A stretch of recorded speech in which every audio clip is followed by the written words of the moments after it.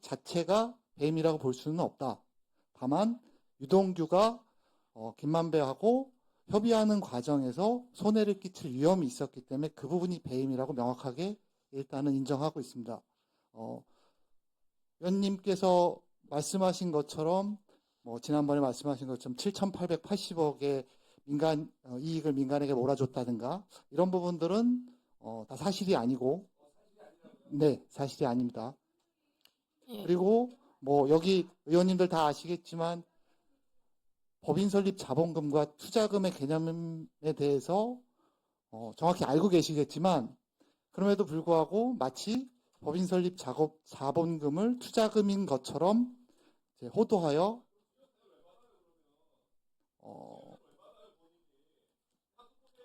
예, 증인 말씀 마저 하시겠습니까?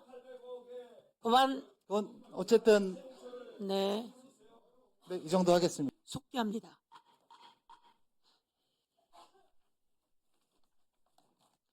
잠시 안내 말씀드립니다. 유병호, 김태효 증인이 추가로 출석하였습니다.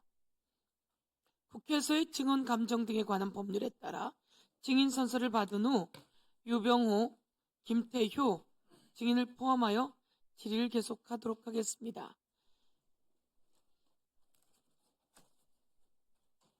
김태효 증인은 출석을 예고했고 유병호 증인은 동행명령장 집행에 따라 출석하였습니다. 그래서 유병호, 김태효 두 증인의 증인 선서를 받도록 하도록 하겠습니다.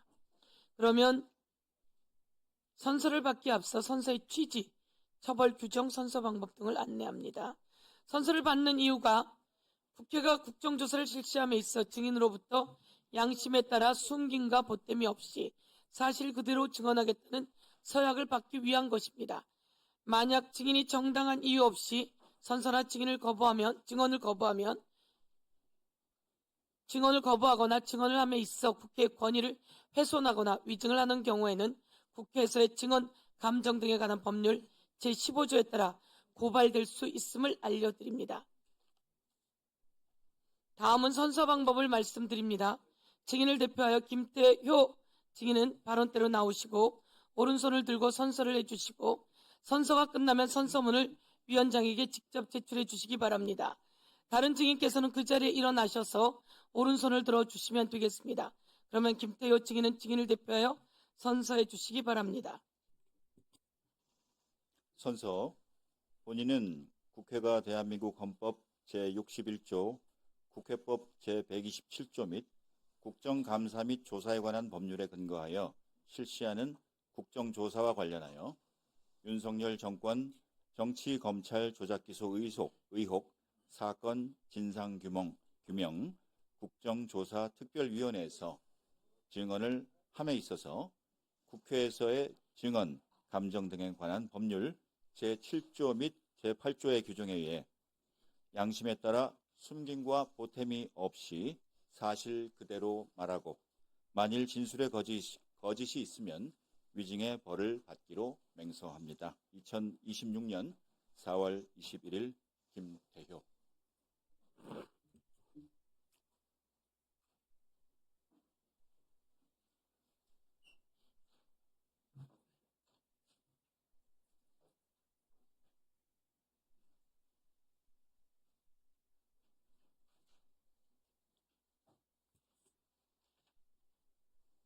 자리에 앉아 주십시오.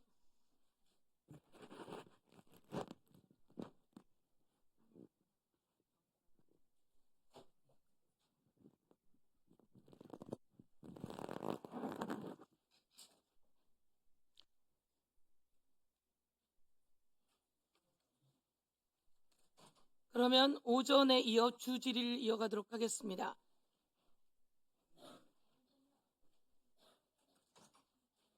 송석준 의원님 질의해 주십시오. 오전에 산회 이렇게 하고 바로 정회로 정정했는데 꼭 이것을 다시 이야기해달라고 해서 다시 한번 하기는 하지만 여러분 굳이 이래야 합니까? 자, 다시 질의를 진행해 나가도록 하겠습니다. 예.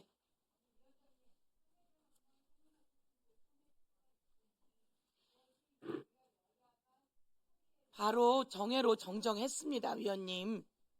예.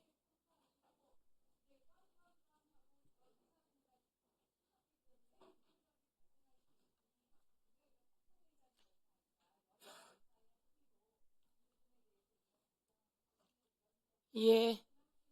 지나가도록 하겠습니다. 예.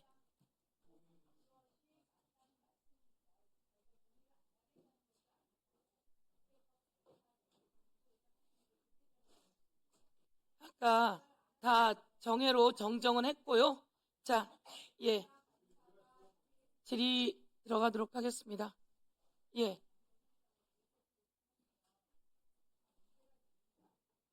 자, 국민의힘의 송석준 의원님 질의해 주십시오. 잠깐 증인 좀. 예. 우리 남욱 증인님, 예, 오른쪽 증언대 좀. 네. 예, 시작하겠습니다. 자, 남욱 증인님, 대한민국의 법치주의와 우리 형사사법제도를 존경합니까? 그렇습니다. 예. 우리 법정에서 이루어지는 진술에 대해서도 존중하죠. 네, 그렇습니다. 예. 법정에서 오가는 진술과 바로 이곳 국정수사특위장에서 오가는 진술, 어디가 더 공정하고 객관적이라고 생각하십니까? 특별히 경중을 따질 수 없다고 생각합니다. 경중을 따질 수 없다. 그렇지만 법정은 신성하고 그 법적으로 최종적 효력을 갖는 그 진실 공방의 장인 건 맞죠? 네, 그렇습니다. 네. 여기는 말 그대로 정치적인 논쟁의 장이죠. 봐서 잘 아시지만. 어쨌든 법률적으로는 똑같은 위증의 처벌에 대한 예. 대상이 아. 되는 걸로 알고 있습니다. 네, 그런데 지금 여기서 오가는 내용의 많은 부분이 재판 중인 사건 그리고 수사 중인 사건에 관련된 사건들이죠. 네, 일부 포함되어 있는 걸로 알고 있습니다. 예, 그것은 국정감사 및 국정조사에 관한 법률에 정면으로 배치되는 것이죠.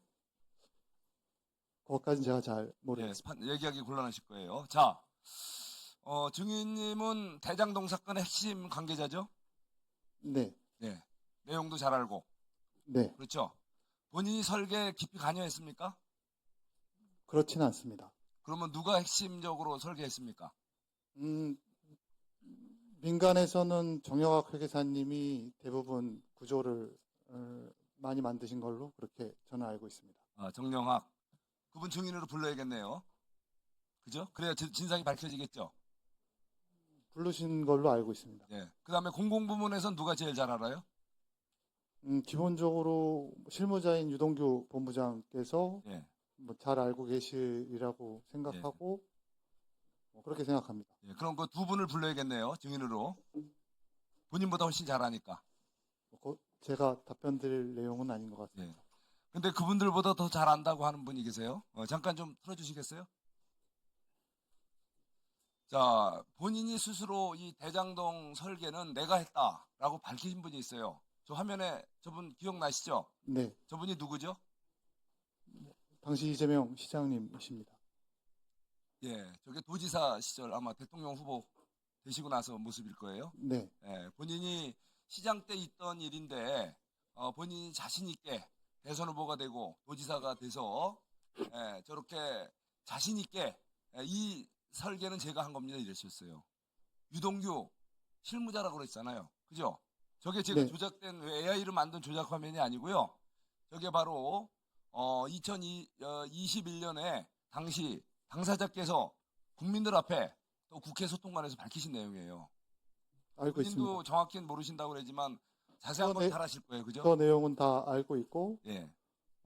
법정에서도 다 예. 진행됐던 내용이어서 저도 다 인지하고 있습니다. 그렇죠. 예. 그래서 내용도 일단은 그 직접 관여하는 정도는 정영학 유동규 씨가 제일 많이 했지만 본인도 이 구체적인 설계 내용에 대해서는 잘 사실 상세히 알고 있죠. 근데 지금은 사업 구조. 지금은 사업 구조에 대해서 잘 알고 있습니다. 잘 알고 있죠.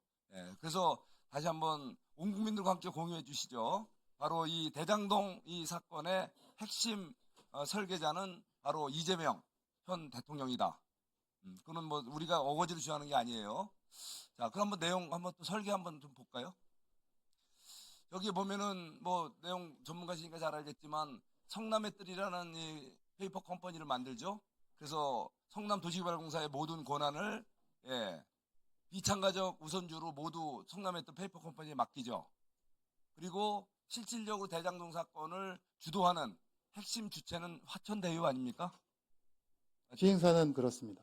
자산관리회사 AMC 화천대유가 김만배 씨가 동양 철학에서 따온 아주 좋은 의미의 회사를 만들어서 본인과 많은 관계자들이 저기서 일을 하죠. 많은 유명 인사들이, 그죠? 그거는 나중에 저도 예. 들었습니다. 알게 됐죠. 거기에 뭐 55 클럽 관계자들도 저기에 많이 관련돼서 많은 이익을 같이 나눠 갔죠. 그 밑에다가 또 천화동인을 만들죠. 네. 천화동인은 특정금전 식탁이라고 해서 소위 말해서 이 위탁자가 이 자유롭게 판단하고 결정하고 자유롭게 인출할 수 있는 그런 계좌죠. 계약에 따라서 계약을 그렇게 하면 계약에 그게 좀 따라서 굉장히, 진행되는 걸로 알고 있습니다. 위탁자의 의지대로 돌아갈 수 있는 그런 거 아닙니까? 다만 그죠? 정확하게 말씀드리면 위탁자가 수익권을 갖는 개념이고 예. 의사결정권에는 참여할 수 없게 그렇죠. 되어 있습니다. 어쨌든 계약대로 하겠죠. 자, 그런데 여기에서 결론을 한번 또 볼까요? 자, 이렇게 설계까지 상세하게 해놓고 천화동인 1호의 소유주가 누구라고 그랬었죠? 본인의 말이 바뀌었죠, 그동안. 천화동인 1호의 네. 실소유자. 전 처음부터 유동규 본부장하고 예. 김만배 회장님께서 하신 말씀이기 때문에 거기 김만배 그 두 씨가 한 얘기가 분께서 있었죠? 네. 본인의 진술 중에. 누구였죠? 그 실소유주가? 김만배 씨로부터 들은 법정에서 진술했던 본인의 얘기. 유동규 측이란 얘기를 들었습니다. 측인데 구체적으로 얘기를 했잖아요. 누구라고 얘기했잖아요. 법정에서. 최초에 말씀을 하시는 겁니까? 자, 여기서 이런 얘기를 하지 않았어요? 일기 조사팀, 이게, 자, 그 본인이 이 실소유주는, 이 이재명, 뭐 그분이라는 그 취지의 발언을 하지 않았어요? 그런 사실 없습니다. 없어요? 그분이 실소유주라는 얘기 나와요. 천화동인으로 김만배로부터 들어서 안다. 성남시장실 지분이라는 것을 김만배 씨로부터 들어서 알고 있었다라고 2015년 2월에 증언한 게 있지 않아요? 2015년 2월이 아니라 2012년 어쨌든 여러 가지로 본인의 말은 계속 바뀌었으니까 지금도 뭐 몇 번이 바뀌었잖아요. 자, 또 마지막 한번 볼까요? 자, 이게 또 그 당시 경기도지사 이재명 대통령의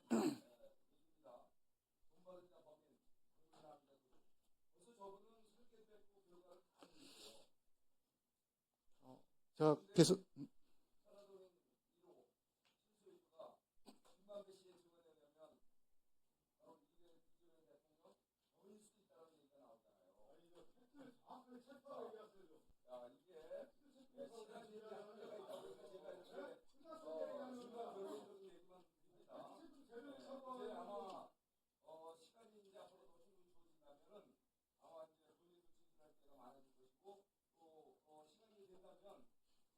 정용화, 유동규, 또 이 뒤에 그 배우의 측근 식사를 하시는 정진상, 김현기 이런 분들이 증인으로 와서 제대로 규명을 한다면 이 대장동 사건의 실체가 규명이 될 수 있겠죠.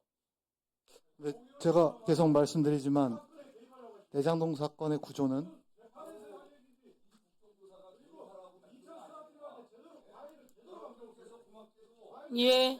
이제 정리됐습니다.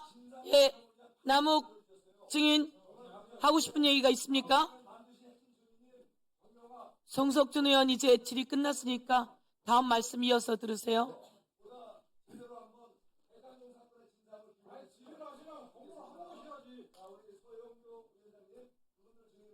네, 제가 체크한 것으로는 이재명 그리고 김용 그리고 정진상 이름은 일기 수사팀에서 전혀 혐의가 없는 것으로 정리가 된 것이 다시 바뀌었다. 그리고 정영학 노치록에는 이 이름이 한 번도 나온 적 없다. 이렇게 전 알고 있고요. 예, 남욱 증인. 일단 지난번에도 말씀드렸지만 대장동의 그분이라는 표현은 오보입니다.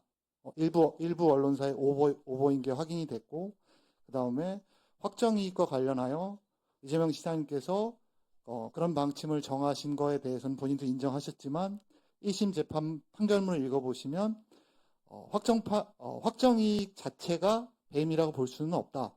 다만 유동규가 김만배하고 협의하는 과정에서 손해를 끼칠 위험이 있었기 때문에 그 부분이 배임이라고 명확하게 일단은 인정하고 있습니다.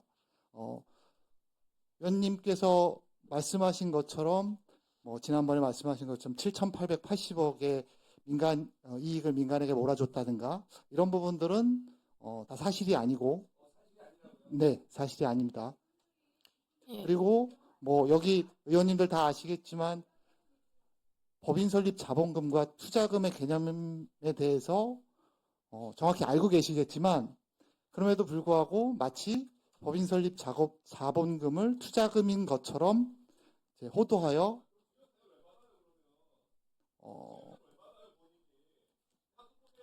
예, 증인 말씀 마저 하시겠습니까? 그만. 그건 어쨌든 네, 네, 이 정도 하겠습니다. 네, 들어가세요. 네. 네? 아니, 시간이 끝났잖아요.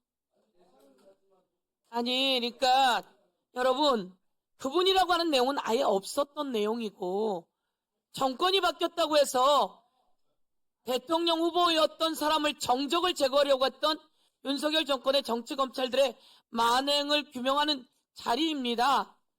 그것이 이제 만행으로 드러난 이 시점에 여러분들 질의하셨고 답변 받았고, 이 과정 속에서 국정조사가 이 모든 것을 밝혀내는 자리가 될 것입니다. 기록하셨으니까.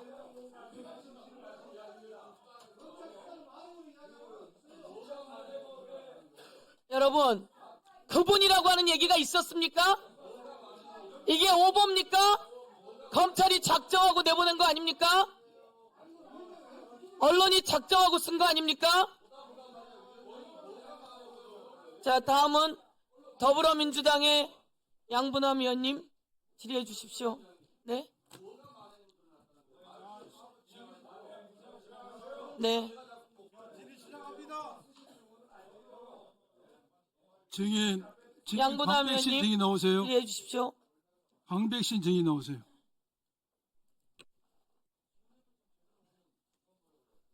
질의하겠습니다. 2011년 당시 대검중앙수사부 중수이과장을 했던 윤석열 과장이 부산저축은행 불법 대출 사건을 수사했습니다. 그 과정에서 대장동 초기 사업자인 이강길에게 부정 대출을 해주고 그 수수료로 10억 3천을 받았다는 조우영에 대해서 수사를 하지 않았습니다. 그런데 4년 후에 2015년에 조우영은 수원지검에서 10억 3천 리미트를 받은 걸로 구속이 됐습니다. 그래서 세간의 쟁점이 됐습니다. 윤석열 중수이과장은 모르고 조우영이가 리미트 받은 사실을 몰라서 당시 수사를 안 한 것이냐, 아니면은 알면서도 박영수 변호사의 부탁을 받고 수사를 안 한 것이냐가 쟁점이 됐습니다. 이것에 대해서 많은 인터뷰도 있었습니다. 김만배 신앙님의 녹취 파일이 있었고, 이강길과 경향신문 기자의 녹취 파일이 있었고, 조영의 친척과 사촌 행인한 사람의 인터뷰도 있습니다. 이 인터뷰들은 윤석열 과장이 알면서도 수사를 무마했다는 것을 그런 취지의 내용이었습니다. 증인은 수사를 하면서 일어난 것은 모두 다 배척했습니다. 그런데 윤석열 당시 수사가 시작이 되기 전에 조우영이가 박영수 변호사 사무실과 맺은 법률 자문계약이 있습니다. 한번 보시죠. PPT. 수사 개시된 법률 자문계약을 맺는데 처음에는 수수료를 4천에서 5천만 원 정도 자문계약을 맺었습니다. 형식만 자문계약이지 실질은 변론입니다. 그런데 그 후에 조우영이가 검찰에 와서 조사를 받았던 내용을 이야기합니다. 이것은 증인이 작성한 명예훼손 사건의 3차 피신에 나온 내용입니다. 조우영이가 2011년에 대검 중수를 갔다. 몇 번? 5번을 갔는데 4번은 박아무개의 알선 수재의 돈 신부는 참고인으로 조사를 받았고, 5번째 갔더니 검사가 커피 타주고 면담하고 집에 가서 왔다라고 조서에 기재됐어요. 증인팀이 작성한 조서에 이렇게 됐습니다. 그리고 나서 박영수 변호사 밑에 허모 변호사가 입건되지 않았으니까 성공보수 1억 다오 해서 다시 계약을 1억 5천원 맺었습니다. 이러한 내용을 조합해 보면은 윤석열 중수이과장 당시 조의영의 니베트 수수 사실을 알면서도 사건을 봐줬다고 해석하는 게 합리적 해석입니다. 여기에 최근에 결정적인 증거가 나왔습니다. PPT 한번 보세요. 이강길이가 법정에서 최근에 3월 달에 증언합니다. 증언을 보면은 재판장 질문에 이렇게 이야기합니다. 넘기세요. 대검 중수부에서 조사받을 때 수사관에게 니베트 준 사실을 답변했다고 이야기합니다. 그러자 중수부 수사관이 이강길에게 조의영 말은 빼고 확인서를 작성해달라고 해서 그 조의영을 빼고 확인서를 작성해서 제출했다 합니다. 더 나아가서 이강길은 법정에서 이렇게 증언합니다. 자기가 알고 있는 노 땡땡 회장도 자기의 이야기를 대검 중수부에서 조의영에게 니베트 준 사실을 알고 내한테 문의가 왔다고 이야기를 합니다. 이러한 모든 것을 종합해보면은 윤석열 중수이과장은 조의영이가 이강길로부터 니베트 10억 3천만 원을 바꿔서도 사건을 무마했다. 이렇게 볼 수밖에 없습니다. 그런데 증인은 관련자들의 일방적인 허위 진술에 의해서 수사를 시작했습니다. 윤석열이 사건을 봐줬다고 보도한 기사는 전부 허위다. 그래서 대통령의 명예를 훼손했다. 더 나아가서 이러한 허위 보도의 정점에는 이재명 당대표와 민주당 국회의원들이 있다. 이런 그림을 그리고 10명의 검사를 통해서 대대적인 수사를 시작했습니다. 맞죠? 수사 맞죠? 예. 그래, 구체적으로 또 전혀 질문할게요. 그렇지 않다는 걸 그래요. 분명하게 알았어요. 말씀드립니다. 기회 줄게요. 그런데 이거 윤석열이가 대통령 수사를 봐준 게 명백해요. 이건 증거가 없어요. 공소 취소해야 되는 거 아닙니까? 그렇지 않습니다. 그렇지 않아요? 예, 그래요. 법정에서 결판이 날 겁니다. 또 하나, 증인 한 검사를 한 15년 했습니까? 20년 넘었습니다. 20년 넘었죠. 명예훼손 사건에서 피해자가 고소도, 고발도, 진정도, 투소도, 처벌해달라는 의사표시도 하지 않은데 이렇게 명예훼손 사건을 검사가 직접 나서서 수사한 적이 증인 몇 번이나 있었습니까? 이게 처음이죠. 이 사건은 단순한 명예훼손 사건이 아니고 아니, 그러니까 명예훼손 사건에서 증인이 수사한 적이 있어? 있고 말고? 저는 수사 오래 했습니다. 나 검사 작업에서 명예훼손 사건에서 피해자가 고소, 고발, 진정, 투서, 처벌에다 의사 표시하는데 스스로 나서서 나 수사한 적 한 번도 없고 그리고 수사했다는 말을 들어본 적도 없고 본 적도 없어요. 이것은 그야말로 검찰 조직이 윤석열의 사유물이 된 결정적인 사건입니다. 윤석열의 심기 경호를 위해서 검찰 조직이 흥신소로 전락했어. 윤석열의 하차업체로 전락한 겁니다. 왜 이런 수사를 했습니까? 전혀 그렇지 않습니다. 안 했다고 아까도 답변 잡고 말씀드렸지만 내가 드릴게요. 내가 생각할 때 이러니까 정치검찰의 이야기를 드는 겁니다. 대통령을 위해서 한 번 이런 수사하지도 않는다 했어요. 이것은 증인이 대통령의 심기를 옹호함으로써 어디서는 이익이 많겠지, 검사로서. 출세를 싫어한 검사가 어디가 있지만은 다 정도 문제입니다. 잠깐만요. 자리를 보고 그래서 한 적이 전혀 증인은 없습니다. 증인의 영달을 위해서 저는 대통령의 국민으로서 심기 주어진 경호를 일만 위해서 충실하게 하였을 뿐입니다. 검찰 조직을 그것만 상납한 분명히 겁니다. 말씀드릴 수 윤석열 있습니다. 대통령에 의해. 이거 창피하지 않아요? 부끄럽거나 창피한 일 한 적 전혀 없습니다. 부끄러움을 알면 이런 짓을 안 했겠죠. 부끄러움을 아시기 바랍니다. 이것은 전혀 없었다는 점 분명히 이것은 말씀드립니다. 대북 송금 사건과 대장동 사건은 직접적으로 정적을 주기 위한 수사였지만은 이 사건은 집권 여당의 비판적인 언론의 입을 틀어막아서 언론을 죽이고 언론을 통해서 다시금 정적을 주기 위한 수사였어요. 그래서 무차별적인 수사에 대해서 유엔에서도 이러한 언론사 기자들에 대한 탄압이다. 우려를 표명한 적이 있어요. 그 다음 이게 명예훼손 사건은 검찰정법, 검찰의 수사 범위에 들지 않습니다.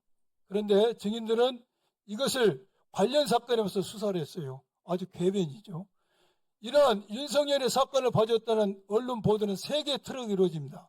김만배 실장님의 녹취록을 보도한 뉴스타파, 그다음 법관으로 했던 JTBC 경향신문 있어요. 뉴스타파도 관련해서 있다 보셨어요. 더 나와서 경향신문 JTBC는 완전 아무 100번 쳤던 내용도 관련해서 있어요. 왜 이런 수사를 했습니까? 이것은 검찰청 위반이고 시기는 관련성과 관련해서는 법원의 압수수색 영장, 구속영장 등과 관련된 심사에서 이미 1차적으로 적법하다는 판단을 받았고 현재 1심에서 그와 관련된 법원의 심리 중에 있습니다. 그 점은 분명히 말씀드릴 수 있습니다. 마세요. 세계 실수로 관련성을 입은 검찰청 법이 왜 필요합니까? 법을 빗대서 권세 아부는 거예요. 법법 아부. 반성하세요. 그런 일이 전혀 없다는 점은 분명하게 말씀드릴 수 있습니다. 지금 그래서 일단 취지죠. 네, 그렇습니다. 예, 수고하셨습니다. 다음은 조국혁신당의 차규근 의원님. 쳐주시고요. 강백신 정인하고 강일민 정인 저쪽 두 분 저쪽으로 좀 나가주시고요. 봉지욱 정인하고 남욱 정인 이쪽으로 좀 나와주시겠습니까? 남욱 정인도 같이 좀 이쪽으로. 예. 한꺼번에 네 분이 서기가 좀 그래서.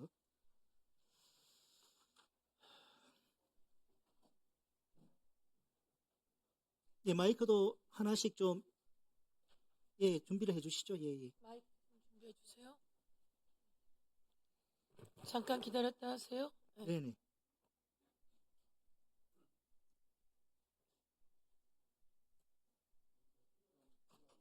음.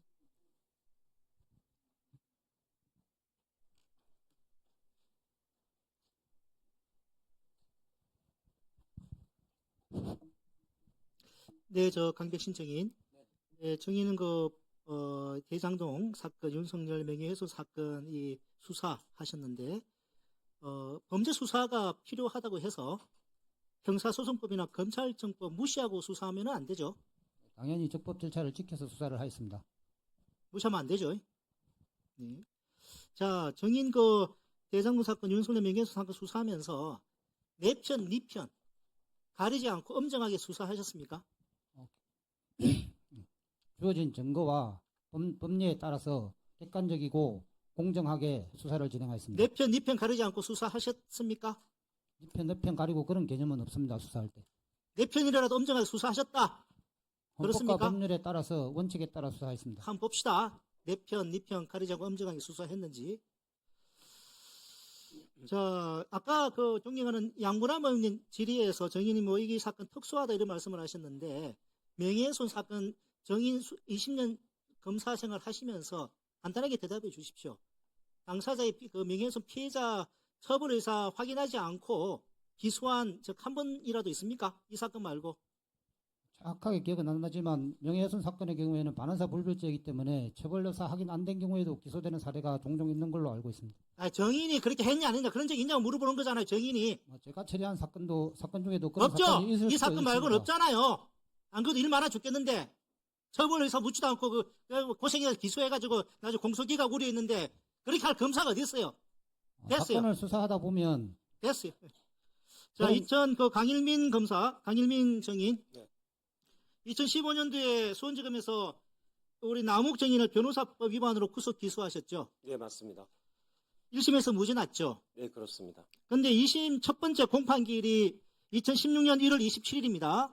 네, 날짜는 제가 확인되는 자료에 하면은 그때 정인은 변호사법 위반이 아니라 횡령죄로 공소장 변경을 하겠다 그래가지고 속행을 요청합니다. 그런 적 있죠?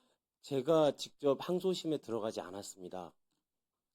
네. 항소심 아니었어. 그러면은 항소심에도 계속 1심 수사검사로서 관여는 했죠? 아니, 그렇지 않습니다. 제가 그 부분에 대해서는 이미 진술을 한 바가 있는데요. 제가 1심에서 무죄를 받았고 1심에서 횡령으로 공소장 변경을 할지 여부를 지휘부가 검토했다가 1심까지는 그냥 유지하고 만약에 무죄가 났을 경우에 항소심에서 변경을 하자. 그래서 그 부분을 제가 항소심에 올라가는 고검검사가 볼 수 있게 분명히 써놓은 게 확인이 됩니다. 기록상으로. 그런데 그 당시에 고검검사께서 저한테 상의 없이 그냥 1심 첫 기일에서 바로 그냥 더 이상 할 게 없다고 하고 마친 사건입니다. 그래서 2심에서 무죄가 났습니다. 확인되는 기록에 하면은 첫 번째 공판기일에서 더 이상 할 게 없다고 한 게 아니라 첫 번째 공판기일에서는 공소장 변경 필요하다. 네. 검토하겠다 그래가지고 속행을 요청을 해요. 제가- 그래가지고 1월 2010년 3월 4일 2차 공판기일에 검사가 갑자기 공사 변경하지 않겠다 그래서 종결이 됩니다. 네. 그때 그건 그러면은 공소법정이나 제가- 나가지 않았습니까? 그러면은 항소심은 제가 한 번도 그때 항소심 가지 유지한 공판 검사랑 소통한 적 없습니까? 않았습니다. 없습니다. 자, 그러면 그 당시에 곽상도 씨한테서 전화 받은 적 없습니까? 저는 그분이 누군지도 그 당시에는 알지 못했습니다. 곽상도 씨의 그 같은 대학 동문 후배는 아닙니까? 저는 서울대 나왔습니다. 동문 후배 아니에요? 아닙니다.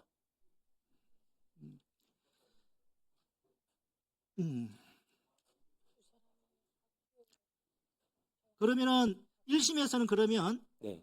그 횡령죄로 왜 기소하지 않았습니까? 1심에서는 당시 이제 그 예금보험검사 수사 의뢰 자체가 그 이강길 씨의 횡령금을 일부 로비 자금으로 쓴 걸 확인해 달라는 그런 취지였습니다. 그래서 전부 로비스트로 변호사법 위반으로 기소를 했기 때문에 이 기소를 전체적으로 같이 진행하기 위해서 1심에서는 하지 않았고. 자, 좋습니다. 예. 자, 근데 1심 판결문을 보면 맞습니다. 예. 남욱 씨가 이 판결이 어떻게 되냐면은 남욱 씨 피고인의 주장대로라면 피고인은 특경가법상의 횡령죄에 해당할 수 있다는 거예요. 맞습니다. 그런데 검찰이 횡령죄로 기소 안 하고 변호사법 위반죄로 기소해가지고 무죄가 났습니다. 남욱 씨 그런 주장 한 적 있죠? 네, 그렇습니다. 예, 이게 맞습니다. 대해서는 근데 1심 수사 담당 검사로서 할 말이 있습니까? 예, 예. 제가 그렇게 말씀드린 거는 수사 의뢰 자체가 그렇게 왔고 저희 수사로서도 변호사법 위반이 맞겠다. 다만 횡령과 변호사법 위반은 동전의 양면 같은 것이어서 이게 만약에 인정이 안 된다면은 끝까지 처벌을 하기 위해서 자, 항소심에서 그 부분을 변경을 하자. 그러면은 예. 선택적 기소나 예비적 기소는 왜 안 했습니까? 제가 말씀드렸듯이 1심에서 다른 로비스트를 함께 기소를 했기 때문에 이 저희의 그 기소의 정합성을 유지하기 위해서는 그대로 가자. 다만 항소심에서는 오케이, 자, 그럼 시간 관계상 미안합니다. 자, 그러면 강백신 청인 그 곽상도 씨 기소할 때 그 언론 보도에 하면은 곽상도 청탁 의혹 받는 남욱 수사검사 입건 안 돼. 여기 나와 있는 남욱 청탁 의혹 받는 남욱 수사검사가 옆에 있는 강민일 검사 아닙니까? 아닙니다. 다른 검사예요? 항소심 검사였습니다. 그럼 그 검사는 대장동 수사팀 일원 아니었습니까? 전혀 아니었습니다. 자, 그러면 이 2023년 11월자 이 언론 보도인데 이 남욱 수사 검사 그 이후에 입건했습니까? 안 했습니까? 곽상도 공소장에 의하면은 청탁을 받은 걸로 돼 있지 않습니까? 검사한테 청탁을 한 걸로. 입건 안 된 걸로 알고 있습니다. 왜 안 하셨습니까? 대표는데 입건 안 한 거 아니에요? 그 부분 관련해서는 저희들이 제가 곽상도 뭔가 곽상도 아들 이렇게 수사할 때 그 의심스러운 부분이 있어서 저희들이 단서를 포착해서 수사를 했습니다. 그래서 그때 압수수색도 하고 관련자 조사를 전면적으로 했습니다. 그래서 청탁한 의심이 있어서 검사들이 정말 열심히 수사를 하긴 했는데 제 기억에 종국적으로는 혐의 사실이 입증이 안 된 걸로 결론을 그 수사는 내렸던 그러면 걸로 기억이 정인이 됩니다. 수사 그 한 거 아닙니까? 제가 그때 부장으로서 있었습니다. 부장으로서 지휘를 했습니다. 그러면 철저하게 수사를 하셨다는 거예요? 그 철저하게 했습니다. 혐의를 그때 수사했는데도 확인을 못했다는 겁니까? 예, 그렇습니다. 의원님께서 말씀하신 것처럼 전체적인 구도가 의심스러운 부분이 있었고, 그래서 그 부분과 관련해서 검사들과 상의를 해서 이 부분을 철저하게 수사를 하자 이렇게 해서 철저하게 할 수 있는 최선을 수사를 했고, 다만 결론은 혐의가 없는 걸로 제가 결론을 그러면 났던 걸로 무혐의가 기억이 됩니다. 됐습니까? 최종적으로 그 검사는? 네. 그 검사는 최종적으로 수사 결과 혐의 없는 거 무혐의 처리가 됐습니까? 알선수재 금품 받은 거나 이런 게 있었어야 되는데 그런 게 전혀 나타나지 않았기 때문에 아마 입건은 안 됐던 걸로 제가 기억이 됩니다. 자, 남욱정인 네.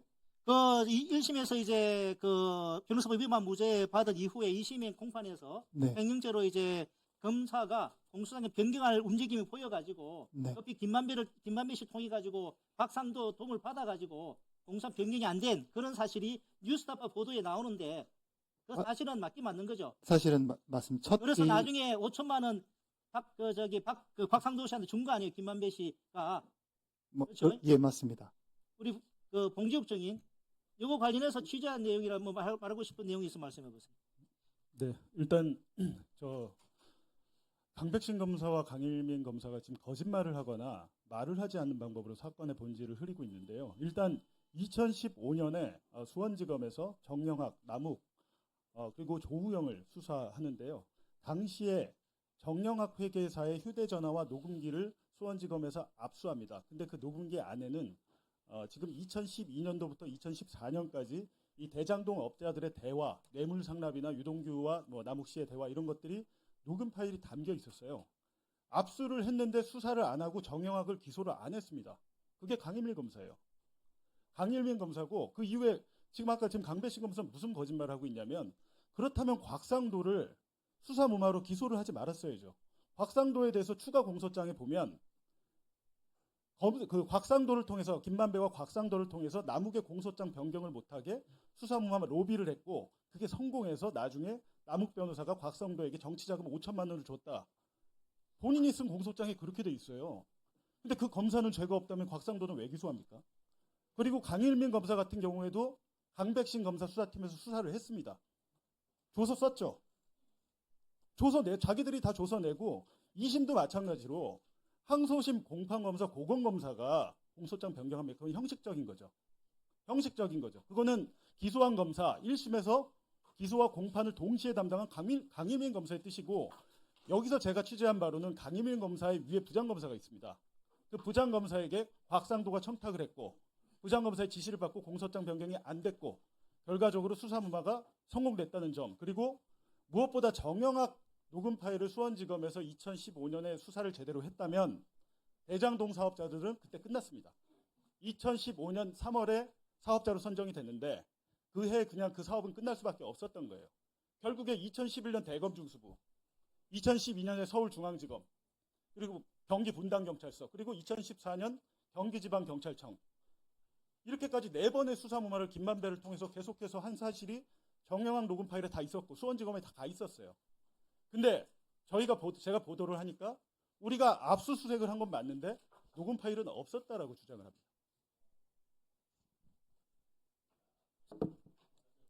예, 수고하셨습니다.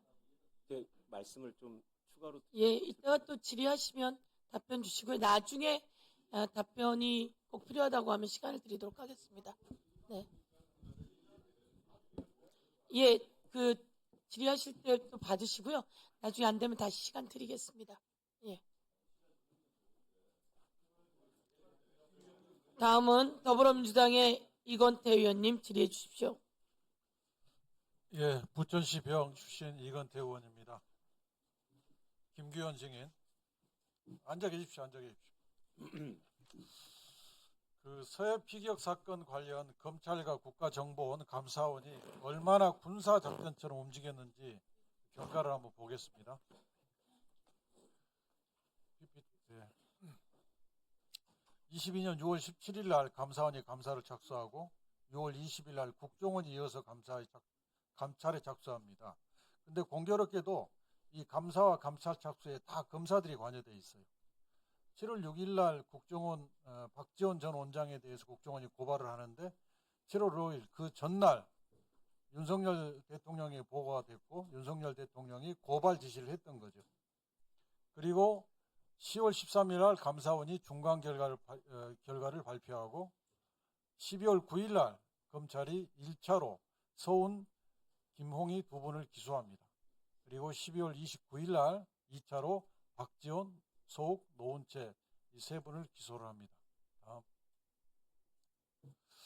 그런데 이제 국정원에 파견된 검사들 내역을 살펴봤더니 감찰부서에 최역 유도윤 검사가 이렇게 최역 다음에 유도윤 검사가 파견되는데 최역은 감찰심의관, 유도윤은 감찰부서 부서장으로 파견됩니다. 증인, 이 최역과 유도윤의 파견을 증인이 요청했습니까?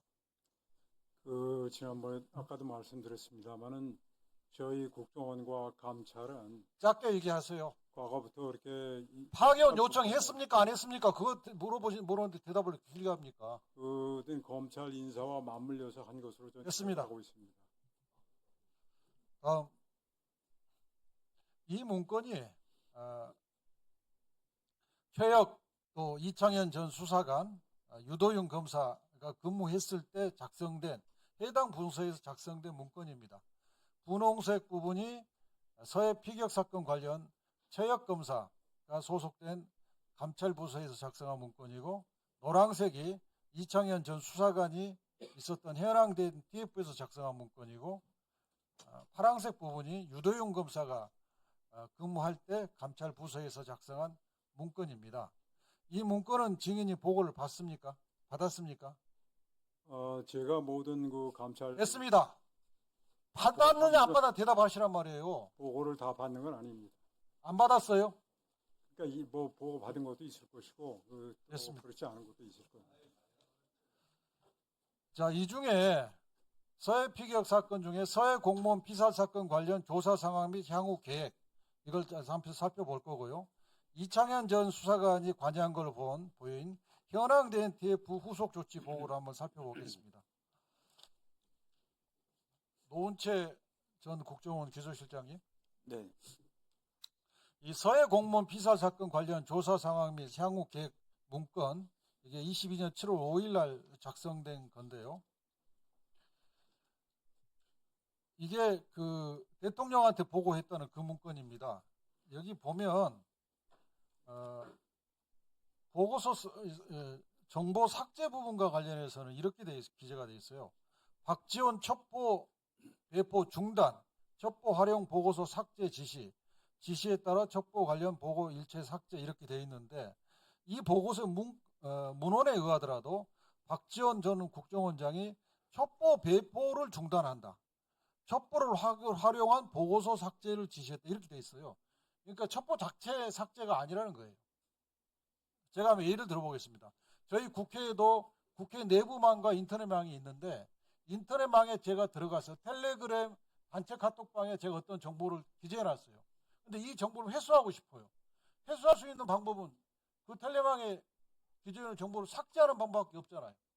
그렇죠? 네. 이 삭제를 정보 해소를 하기 위한 삭제를 본래 의미의 삭제라고 주장하는 거예요. 또 국회 내부망에 있는 정보는 그대로 남아있어요. 폐쇄망에 남아있는 거라는 거예요. 그러면 삭제된 게 아니잖아요. 네. 이걸 알고 있음에도 불구하고 박지원 전 국정원장이 원초적으로 정보 삭제를 지시한 것처럼 보고하고 문건을 작성했어요. 그럼 이거 허위공문서 작성으로 봐야 되는 거 아니에요? 네, 그렇습니다. 그리고 이 문건의 원래 내용은 수사 의뢰입니다. 고발까지는 자신이 없으니까 수사 의뢰로 윤석열에게 보고를 했는데 윤석열이 덜커덕 고발 지시를 한 거예요. 그래서 고발이 된 겁니다. 다음. 현황 대응 TF 후속 조치 보고 이것은 이제 이창현 전 검찰 수사관이 관여한 문건인데 여기에는 쌍방울 그룹이 대북 사업을 비밀리에 추진했다고 결론 나 있어요. 그리고 여기에는 경기도 관련 내용이 기재가 전혀 없어요. 국정원 자체 조사한 결과가 이겁니다. 이게 원래 이 문건에 보면 원래는 검찰에 수사 의뢰를 하려고 했었어요. 그러나 조사한 결과가 경기도 관련 내용이 안 나오니까 그냥 통일부에 신고 없이 이런 일을 추진하였다고 해서 그 위반으로 통일부에 통보하는 걸로 끝냅니다. 정상우 감사원 사무총장께 묻겠습니다. 감사원에도 역시 검사가 파견돼서 이 일을 합니다. 김영록 검사가 22년 9월에서 23년 9월까지 법률자문관으로 파견되는데 서해 공무원 피살 사건 관련 점검에 대해서 감사 결과에서 법률자문한 내역이 확인됩니다.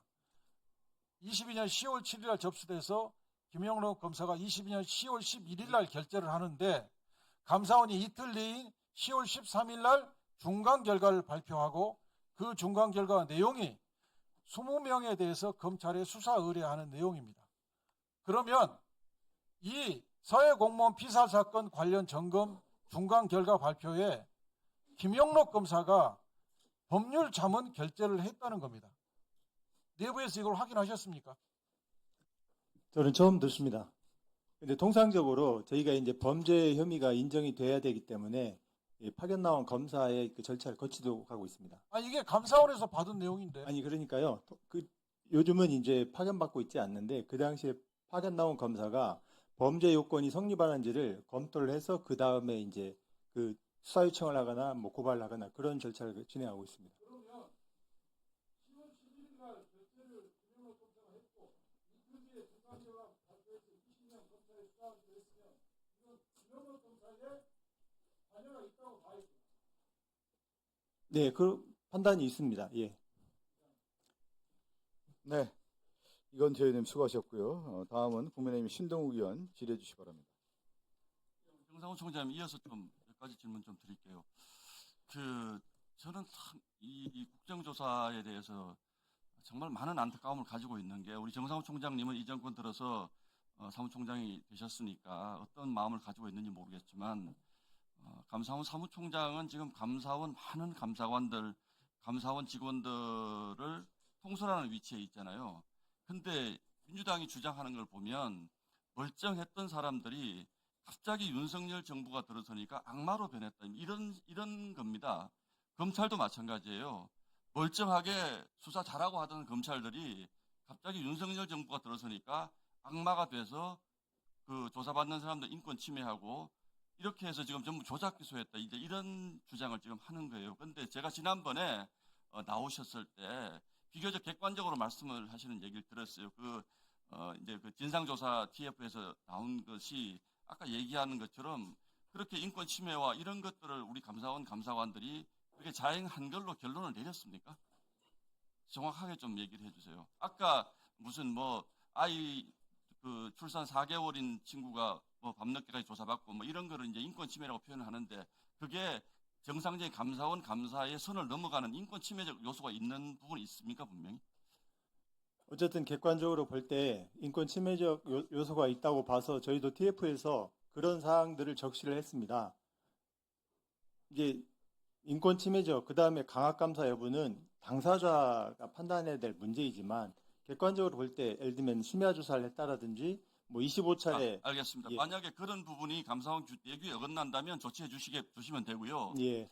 또 공무원분들, 국토부 공무원들도 이제 많이 나오셨는데 이분들께도 제가 묻고 싶어요. 자기가 평생 공직자로서 공직을 하면서 내가 통계를 조작했다. 이거는 자기 인생 자체를 부정할 수밖에 없는 치명적인 범죄 행위를 했는데 감사관들이 와서 좀 장기간 조사를 한다. 또는 약간은 좀 강압적인 태도로 물었다. 이렇다고 해서 없었던 범죄를 있었던 범죄로 그렇게 막 만들 수가 있나요? 검찰도 마찬가지입니다. 우리 수시로 말씀이 변하는 남욱정인 같은 경우에는 밤에 좀 추워서 그 다음에 마음이 바뀌었다.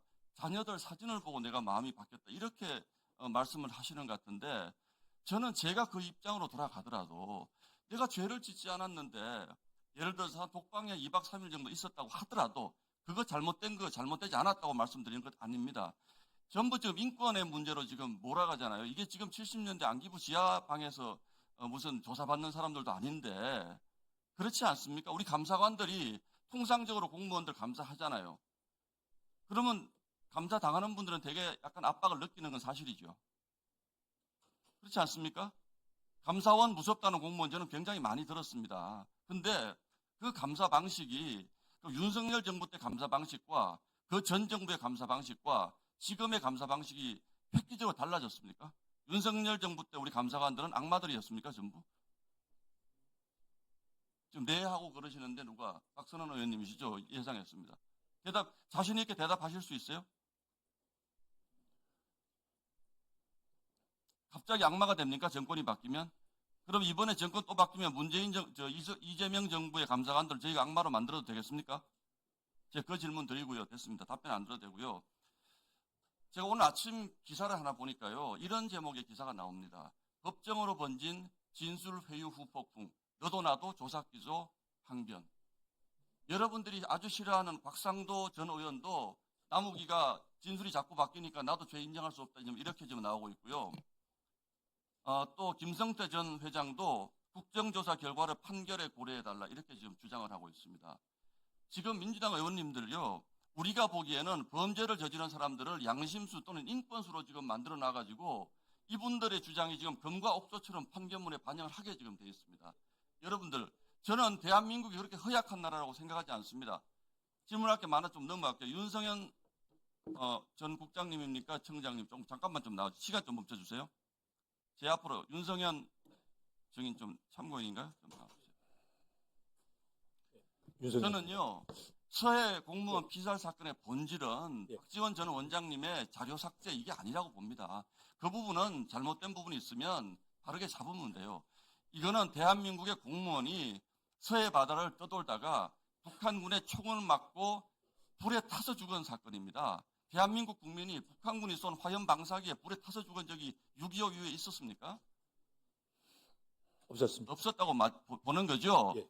그래서 그 당시에서도 난리가 났어요. 조금 전에 군사작전 말씀 어떤 의원님 하시는데, 그런데 그날 있었던 청와대 안보실 국방부 해경의 움직임이 정말 마치 군사작전처럼 돌아갔습니다. 그래서 9월 22일, 9월 30일은 청와대, 국방부, 안보실, 합참, 국정원이 굉장히 이 사건을 은폐하기 위해서 군사작전처럼 돌아가는데 결정적인 알리바이를 해경이 만들어줍니다. 첫 조사 결과 신동삼 인천청장이 발표하신 거 아시죠? 예.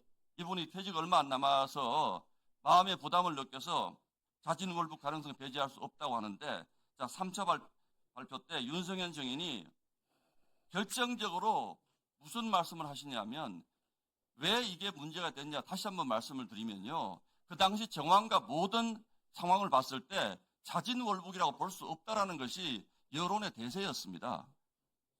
맞죠? 아닙니다. 아닙니다. 예, 그거는 여러 제가 가지 의견이 있었던 여론에 걸로 여러 가지 의견이 있었지만 아까 말씀하신 구명조끼 그러니까 배에 그냥 있었다, 뭐 신발이 어쨌다, 이거 그래서 바다를 헤엄쳐서 33km를 건너간다, 불가능하다 그랬어요. 근데 윤석열 정인이 3차 발표 때 정신적 공황 상태라는 표현을 처음으로 씁니다. 그리고 채무 도박 이혼한 것 때문에 월북했다는 표현을 씁니다. 채무 도박 이혼한 사람은 월북합니까? 그것은 동기일 수 있겠다라고 제가 기자들에게 그러나 분명히 말씀을 드렸습니다. 그거는 지금 돌아보면 해서는 안 되는 말씀을 월북 하셨어요. 여부는 SI 첩보와 국방부 발표에 따라 SI 것이고, 첩보가 채무 도박 이혼하고 관련된 남한에서 우리 해양 경찰이 할 수 있는 것은 동기를 파악하는. 아니요. 그런데 그 이후에 이 가족들이 우리 국장님이 하신 이 발표 때문에 지금까지 가슴을 치고 있습니다. 통탄하고 있습니다. 왜 우리 동생을 채무 도박 이혼 때문에 사생활 문제로 월북한 사람으로 만들었어야 했을까? 이거는요, 앞에 맥락을 제가 시간이 부족해서 다 말씀을 못 드렸는데 다 나와 있는데 그 알리바이를 해경이 제공을 하셨고, 해경이 저는 검찰과 감사원에서 본인을 비롯해서 승승장구한 것도 기록에 남아있는 사실입니다. 근데 이게 본질인데 지금 그 이후에 있었던 이 대단한 문제인 것처럼 자꾸 말씀을 하시는데 저는 이 국정조사의 본질이 자꾸 흐려지고 있다고 봅니다. 마지막으로 좀 그 부분에 예, 그러니까 채무 도박 이혼이 월북의 동기가 될 수 있다고 지금 생각하시나요? 예, 저는 중요한 동기였다고 검찰에서도 진술을 했고요. 그리고 아까 윤상현 의원님께서도 슬리퍼와 조끼를 얘기하시는데 혹시 제가 좀 시간이 되면 좀 진술을 해도 되겠습니까? 아까 그 신발 슬리퍼 얘기를 많이 하시는데, 슬리퍼는 이 사람이 3년간 근무했던 무궁화 13호에서 7사람이 봤거나 본 것 같다라고 이제 30명 중에 진술을 했는데, 이 무궁화 13호에서 3년간 근무하다가 없어졌던 무궁화 10호에 3일 근무하고 사라졌는데, 이 봤다라고 하는 사람 다 13호에서 봤습니다. 그런데 슬리퍼는 결국은 10호 선미에 호줄 더미에서 발견되는데 결국 슬리퍼가 13호에서 10호로 넘어왔다는 얘기가 됩니다. 예. 9월달에 밤바다를 30km 이상 떨어진 곳에 뛰어내려가지고 예. 내가 채무가 있고 가정사가 좀 괴롭다고 해서 북한을 월북을 해야 될 동기를 그렇게 함부로 단정할 수 있다는 거죠. 신동훈 마무리해 주시고요.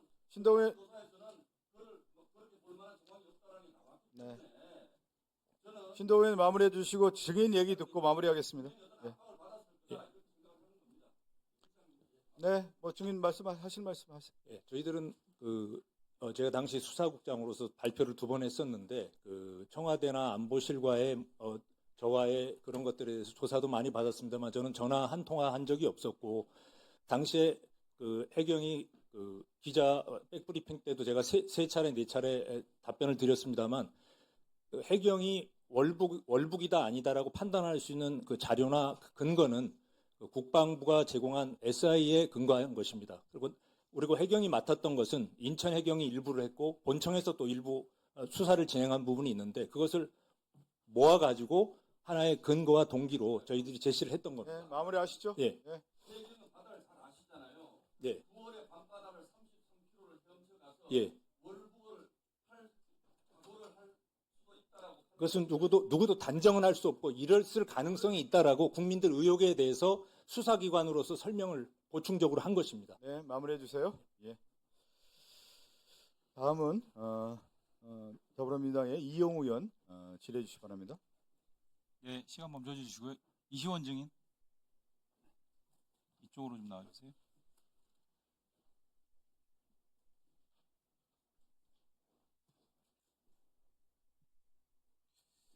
예, 윤석열 정부 초기에 2022년 6월 초에 조상준 당시 그 변호사였는데 특수부 검사 출신인데요. 국정원 기조실장으로 임명됩니다. 임명 사실 관련해서 증인께서 조상준 씨에게 통보했습니까? 제가 통보한 바 없습니다. 그 국정원 기조실장 임명과 관련해서 둘이 소통한 적 한 번도 없습니까? 검증을 사실 시간이 오래돼서 검증을 받았을 텐데 네. 제가 했는지 아니면 인수위팀에서 했는지도 잘 기억이 나지 않았습니다. 그 당시에 윤석열 대통령으로부터 검증 필요하다, 검증해라 뭐 이런 지시 받았습니까? 다시 한번 말씀드리지만 지금 시간이 너무 많이 경과해서 임명된 사실을 알고 있고 검증 대상이 정무직이니까 검증 대상일 텐데 제가 검증 김규현 증인 조상준 국정원 기조실장 임명 사실 누구로부터 전달받았어요? 지금 자세하게 저도 기억은 안 납니다. 기억 나는데 안 난다라고 하는 것도 위증입니다. 아니 뭐 그런 건 아닙니다. 지금까지는 굉장히 자세하게 증언하시더니 왜 갑자기 기억들이 안 그 나신다고 해요? 제가 이제 취임한 지 얼마 안 되고 그래가지고 굉장히 경황이 없던. 취임에서 정확하게 핵심 보직에 대한 임명 과정인데 기억이 안 나요? 정확하게 어떤 식으로 임명이 됐는지 그 절차는 제가 지금 기억이 잘 안 납니다. 국정원 기조실장인데 국정원장으로서 이 기조실장 임명에 대해서 어떻게 임명됐는지 모르신다. 그 기조실장 인사를 최혁 검사 감찰 심의관으로 임명된 건 아시죠? 네, 그건 뭐 얘기를 들었습니다. 이시원 증인 최혁 검사가 감찰 심의관 국정원 감찰 심의관으로 임명되는 과정에서 조상준 기조실장이 역할한 거 아세요? 정확한 그 과정은 알지 못합니다. 정확한 거 아니면은 대략이라도 최혁- 아시는 거 있으세요? 최혁 검사가 파견 간다는 정도는 알고 있었습니다. 조상준 기조실장의 역할에 대해서 대략이라도 아시는 거 있으세요? 모릅니다. 김규현 증인 아세요? 조상준 실장이 와서 기조실장으로서 일한 거는 뭐 그 당시 아니 최혁 검사의 감찰 심의관 임명과 관련해서 조상준 실장의 역할. 그런 그 인사 내막에 대해서는 제가 들은 기억이 없습니다. 조상준 실장과 최혁 그 감찰 심의관이 이렇게 윤석열 정부 출범 직후에 국정원으로 이렇게 임명이 됩니다. 와서 서해 피격 사건 담당하는 주된 역할을 맡고 왔다. 그렇게 알고 계세요? 제가 기억하기로는 최혁 검사가 6월 중순에 그 국정원으로 파견이 됐고 조상준 실장, 최혁 검사 서해 피격 사건 역할을 하러 왔다. 이 내용 아시냐고요? 그거는 제가 들은 바 아세요, 모르세요? 그 들은 바가 없습니다. 서해 피해 이시원 증인은요? 저도 알지 못합니다. 모르세요. 조상준 기조실장이 당시 22년 10월달 국정감사 직전에 사의 표명합니다. 이시원 증인한테 사의 통보했죠? 면직 통보? 사퇴하겠다. 제가 확인했습니다. 이시원 증인이 거꾸로 김규현 국정원장한테 조상준 기조실장 사의 통보했습니다. 라고 전달했죠? 제가 그때 원장께 전달하였는지는 잘 시간이 오래서 기억이 나지 않고 제가 사의 통보 접수 사실은 기억나는데 전달한 사실은 기억 안 난다는 게 말이 됩니까? 네. 명백한 위증이에요. 뭐 그 위중에 대한 판단은 위원님께서 해주실 것으로 알고 제가 김규현 원장, 말씀드리면 김규현 증인 사의 통보 이시원 증인한테 통보 받았죠? 아니 저는 뭐 누구한테 통보받았는지 모르겠습니다. 그날 사직서를 냈다는 얘기는 들은 기억은 납니다. 누구한테 들었어요? 그 누구한테 들었는지 제가 기억을 잘 못하겠습니다. 조상준 실장한테 직접 사의 통보 받은 적은 없잖아요. 조상준 씨가 저한테 직접 하진 않았습니다. 기조실장인데 직접도 안 하고 누구로부터 통보받았으면 굉장히 의아해서 기억날 것 같은데요. 아니 저는 뭐 그 당시에 조상준 씨한테 전화 받은 적이 없고 하여튼 뭐 그런 대통령실이죠? 기조실장이 대통령실이죠? 뭐 그럴 가능성이 높다고 봅니다. 가능성이 높다는 게 도대체 무슨 말이에요? 본인의 경험인데.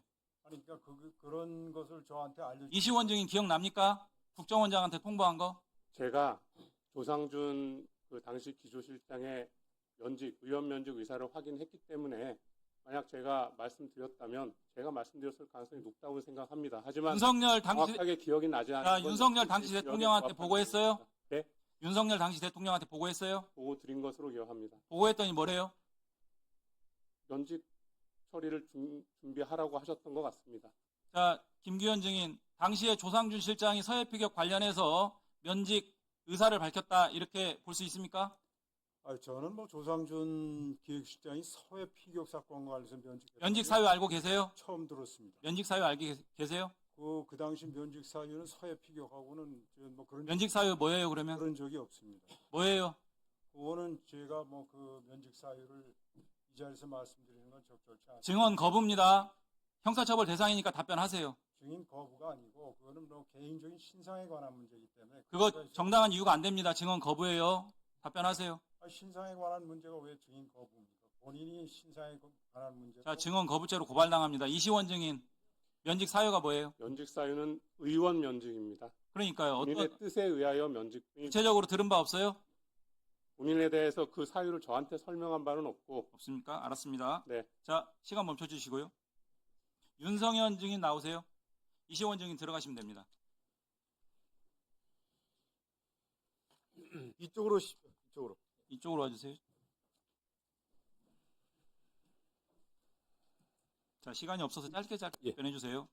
2020년 9월달 서해 피격 사건 당시에 해양경찰청 수사정보국장으로 수사 총괄했죠?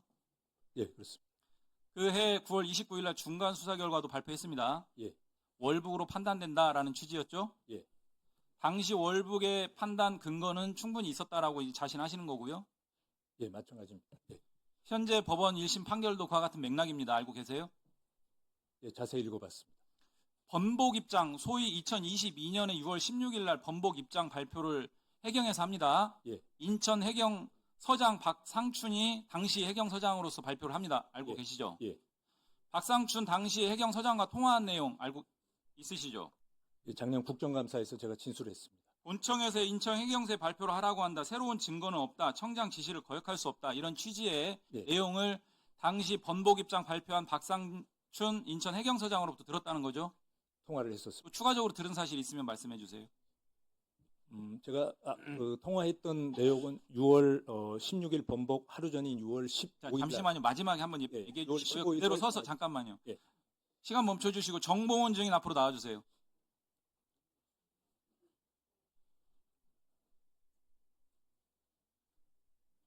자, 정봉원 증인 2022년 5월 24일과 26 같은 달 26일에 NSC 참석했죠? 예. 누구 지시로 참석했어요? 그 통보가 와서 누구한테 통보를 받았습니까? 저는 이제 그 수사국장으로부터 통보를 받았어요. 본청 수사국장이요? 예, 예. 당시에 무슨 내용의 논의를 했는지 예. 그런 내용을 구체적으로 좀 말씀해 주시고요. 우리 윤성현 증인 아까 말씀하시려고 했던 내용과 함께 이 건으로 감사원 감사 및 검찰 수사를 지독하게 받은 걸로 알려지고 있습니다. 그 당시에 억울한 사정 내진 압박 수사, 조사 이런 부분에 대해서 수사하게 좀 말씀 좀 해주세요. 예, 그 당시에 유가적으로부터 이제 정보 공개 청구 소송이 있었습니다. 그래서 정보 청구 소송 진행 경과에 대해서 보고를 해달라 해서 가서 보고를 했습니다. 월북 판단 관련한 논의는 전혀 없었습니다. 없었습니다. 예, 그다음 윤성현 증인 추가적으로 다른 질문하겠습니다. 예, 뭐, 이 큰 사건에서 제가 고초를 겪은 것은 너무 작은 일이기 때문에 한 번도 이렇게 공개된 자리에서 얘기한 적은 없습니다만 짧게 말씀드리면 제가 이제 그 당시에 그 계급 정년이 3년 정도 남은 상태였는데 2022년 6월 16일 날 번복 이후에 감사원에서 불러가지고 한번 갔었는데 자신들이 원하는 답변이 나오지 않자 즉 청와대 하명 수사였다라는 것에 대해서 제가 진술을 그런 사실이 없다라고 얘기하니까 바로 2, 3일 후에 제가 이제 부산 남해지방해양경찰청장이었는데 바로 그 직위를 박탈하고 이제 그때부터 2022년 7월 7일부터 제가 퇴직할 때까지 이제 만 36개월간 대기 발령, 그다음에 직위 해제, 중징계 이것을 계속 거듭했고 그다음에 이제 경찰청 이제 수사, 그다음에 감사원 특별조사국에 6번 하면서 이제 허리가 터지고 제가 이제 체중이 10kg, 9점 몇 킬로 빠졌었는데 그리고 서울중앙지검 감사원 12시간씩 6회 그리고 이제 마지막으로는 그 서울중앙지검 공공수사 일부 공공수사 일과에서 10시간 이상씩 5회를 받고 그 이후에는 이제 직위해제하고 징계 상태에서 이제 별실에 유폐돼 있다가 30개월, 6개월 마치니까 제가 이제 퇴직 시점이 됐습니다. 그래서 약 9개월 전에 예, 퇴직하고 지금은 좀 병원에 계속 다니고 있습니다. 이상입니다. 수사 방향에 맞지 않는 진술을 했다고 많은 고초를 겪었군요. 그 다음 질의는 국민의힘 곽규택 의원 질의해 주시기 바랍니다. 예, 이번 국정조사 특위에 대해서 국민의힘에서는 이 수사와 재판에 관여할 목적이다. 특히 이재명 대통령에 대해서 지금 중단 상태에 있는 재판에 공소 취소를 하려는 목적이다. 이런 것 때문에 위법하다고 규정을 했었습니다. 근데 국민들께서 이 국정조사 특위를 통해서 다시 한번 기억에 상기되는 효과는 있다고 보여져요.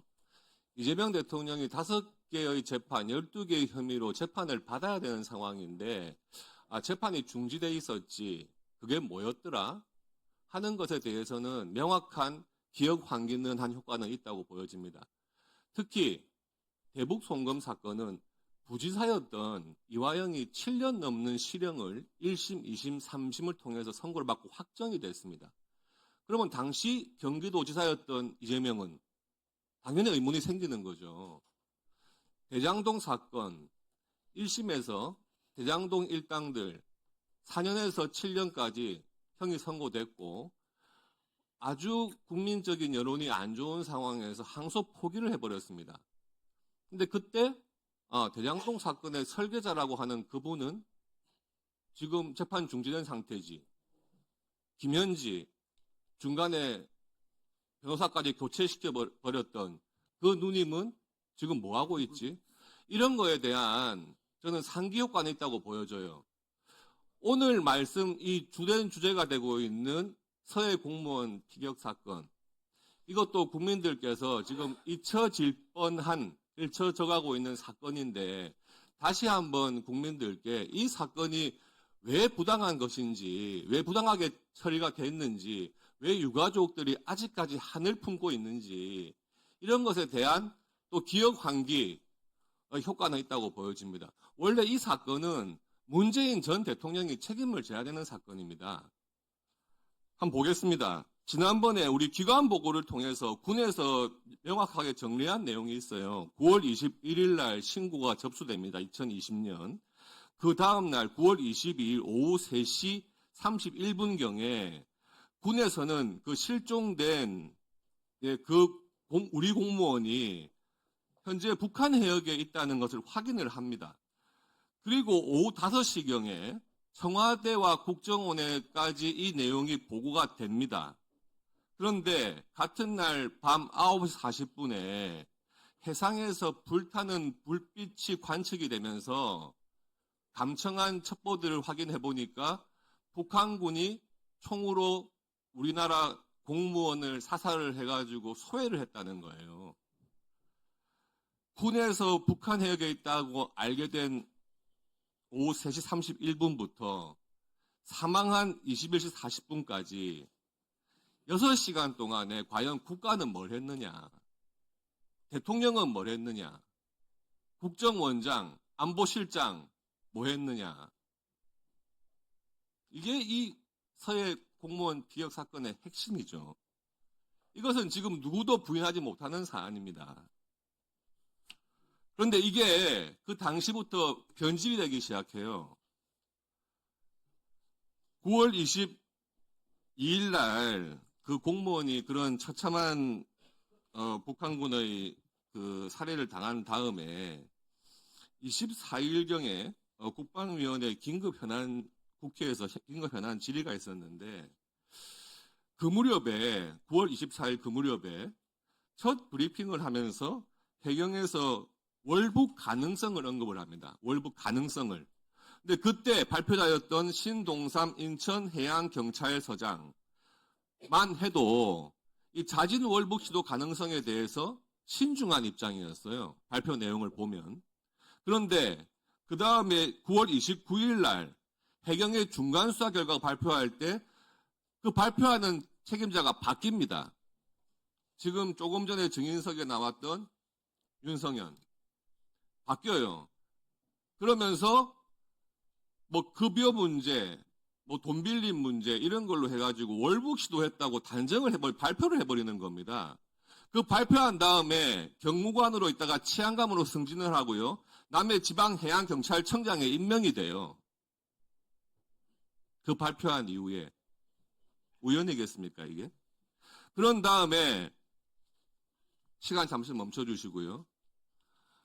유병호 증인 저쪽으로 좀 나와주시죠. 저쪽, 예.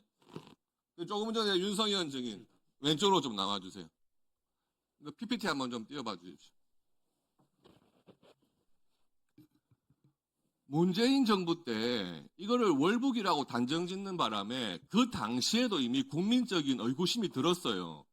아니 뭘 근거로 월북이라고 하느냐 했던 의구심이 들었고, 그러면 월북 시도했던 공무원이라고 해도 북한군이 총을 쏘아가지고 불에 태우는데 정부는 뭐 했냐, 대통령은 뭐 했냐, 이런 여론이 일었단 말이에요. 당시에 다 아실 겁니다.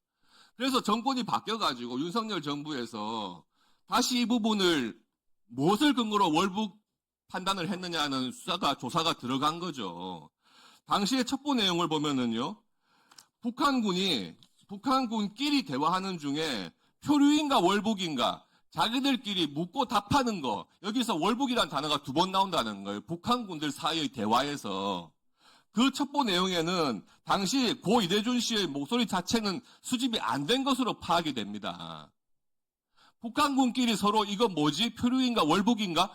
이러고 있는 것을 근거 삼아가지고 해경에서 월북 시도라고 단정을 지어버리는 겁니다. 그 이후에 정권이 바뀌어가지고 국민적인 의구심 해소하기 위해서 감사원이 조사를 한 거예요. 유병호 증인. 예, 의원님.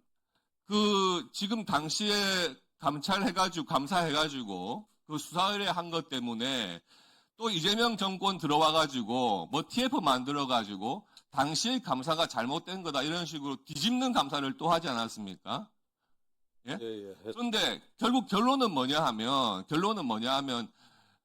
그 당시 감사원에서 그 결론을 잘못 내린 게 아니고 그 감사 결과 발표하는데 군사 기밀이 들어있었다. 이걸로 지금 문제 삼고 있는 거 아닙니까?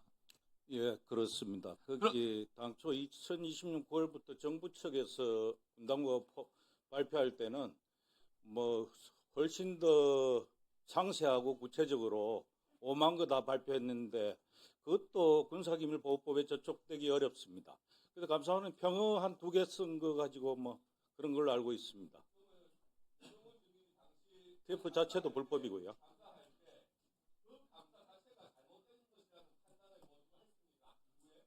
그거는 하기가 불가능합니다. 감사원 시스템이라는 게 사무처에서도 수십 명이 수십 번 증거를 검증합니다. 종합적으로요. 단편적으로 보는 게 아니고 법리 검토하고 여기저기 보고 그리고 위원회에 부의하면은 원장을 포함한 위원 개개인이 다 전문가들입니다. 이 분야에 증거도 다시 검토합니다. 법리 검토하고 그래서 누가 뭐 특정인이 뭘 손댈 수 있는 시스템이 전혀 안 됩니다. 마무리해 주시죠. 6만 페이지, 그 몇만 페이지 정도로 알고 있습니다. 마무리해 주시죠. 네.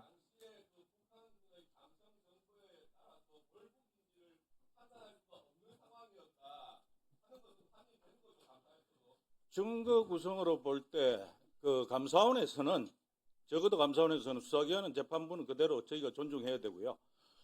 월북이라고 단정할 수 없던 증거가 압도적이었습니다. 일단 예를 들면은 아니 북한까지 한 30km 되는 줄 아는데 조류도 있고 파도도 있고 9월 말이면은 그 한 20도 정도 될 겁니다. 구명조끼가 없으면은 거기 저체온증이 견디는 게 한 반 정도가 안 될 겁니다. 거기 바다를 잘 아는 분이 그러면 자진월북이면 일단 한 예입니다, 의원님. 자진월북이면 무궁화호 구명조끼를 입고 뛰어내리는 게 정상 아닙니까? 한 사례에 불과한데, 근데 왜 중국 어선으로 보이는 구명조끼를 입고 있습니까? 살고자 하고 구조됐다는 뜻 아닙니까? 상처 치료도 받았고요. 붕대도 안고 있었고. 근데 이분을 자진월북이라고 2년 전부터 2년간 뭐 여기저기서 발표하고 브리핑하고 보도할 때는 거기 본 내용 보면 굉장히 상세합니다. 뭐 정보의 출처, 뭐 감사원 발표 내용 그냥 비교가 안 될 정도입니다. 네, 그것도 법에 저촉되지 않는다고 판단하고 있습니다. 네. 뭐 윤석열 증인 뭐 따로 할 말씀 있으세요? 없어요? 네, 들어가십시오. 다음은 국민의힘 김영동 의원님 질의해 주시기 바랍니다. 예, 경북안동의 김형동입니다. 잠깐만요. 아까 남욱 변호사가 나와 계시는 것 같은데 이쪽으로 나와 주십시오. 김규현 원장님은 앉아서 하시겠습니까? 아니면 잠깐 뭐 서셔도 좋고요. 뭐 편하신 대로 하십시오. 말씀하셔도 되겠습니다. 아주 인상적인 장면입니다. 한 분은 대한민국을 위해서 일평생을 살아오신 분이고 한 분은 뭐 인격이 있으니까 제가 조심스럽게 말씀드리겠습니다. 법원의 판단도 부정하고 더더군다나 성남 대장동에 진짜 성남이 무슨 뜻인지 아시죠? 서울로 올라오다가 도저히 못 올라와서 사는 데가 성남이었습니다. 이거는 성남 시민을 비하하는 내용이 아닙니다. 그런 분들 흔히 말해서 고혈을 빨아가지고 치부를 했는데 당당하게 여기 서 있는 분이 여기 앞에 계시네요. 이따 묻겠습니다. 국정원장님, 네. 제가 뭐 잘 모르니까 설명하듯이 질문을 하겠습니다. 먼저 이 말씀을 먼저 드려야겠네요. 존경하는 박선원 의원님께서 익히 국정원 기조실장을 역임했다라는 것은 여기 계시는 위원들께서 다 알고 계실 겁니다. 아까 존경하는 오전에 나경원 의원께서 왜 제척 대상인지 명확하게 법률적 근거를 들어서 말씀을 주셨습니다. 저도 동일합니다. 사적으로 제가 무슨 사감이 있겠습니까? 그런데 여기는 신성한 국정조사장입니다. 오늘만은 아니면은 또 말씀을 드리지만은 증인석 가가지고 항변을 하세요. 이 자리에 계시면 안 됩니다. 김영동 의원님, 질의하세요. 제 시간이에요. 질의하세요. 질의하세요. 말 끝났어요. 김영동 의원님, 시간은 멈춰주세요. 질의하세요. 시간은 1분 더 주세요. 그냥 하세요. 끝났습니다. 제가 끝났어요. 이제 우리가 이 본질이 좀 서해 공무원 피살 사건에 대한 본질이 우리나라 국민이 북한 북괴의 총에 의해서 또 불에 의해서 돌아가신 게 가장 핵심적인 거 아닙니까? 이 자리를 빌어서 다시 한번 고인의 명복을 빕니다. 그리고 유가족들에게도 진실을 밝히도록 최선의 노력을 다하겠다는 그런 말씀을 드립니다. PT 한번 올려봐 주세요. PT 올려봐 주세요. 제가 지난번 기간보고 때 국정원 2차장이 물어봤습니다. 국정원은 언제 이 사실을 인지를 했느냐라고 물어보니까 큰 틀에서 나오게 보세요. 오후 4시 55분이라 그랬습니다. 5시간 정도 되는데요. 요건 약간 합참에서는 15시 30분이니까 합참이 조금 더 일찍 발견했는 것 같습니다. 김규현 원장님 이해하고 계시죠?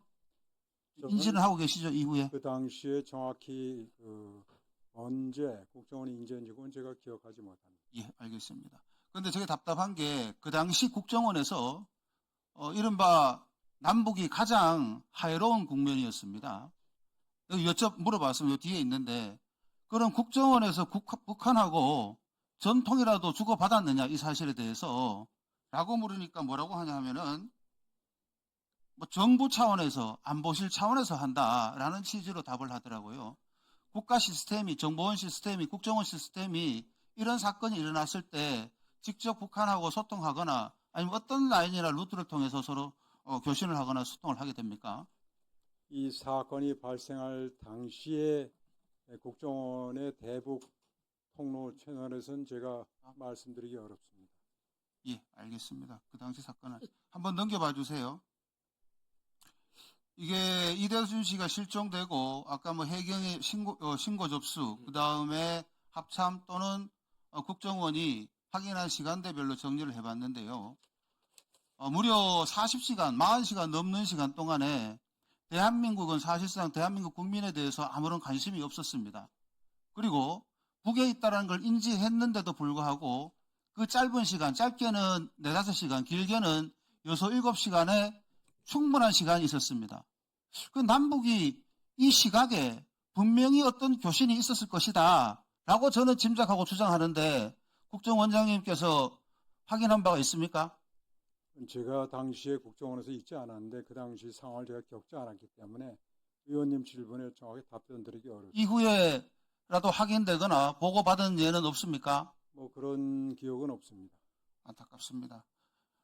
저는 다시 한번 말씀드리지만은 월북 여부에 대해서는 좀 전에 유병호 정의께서 명확하게 좀 확인을 해주신 것 같습니다.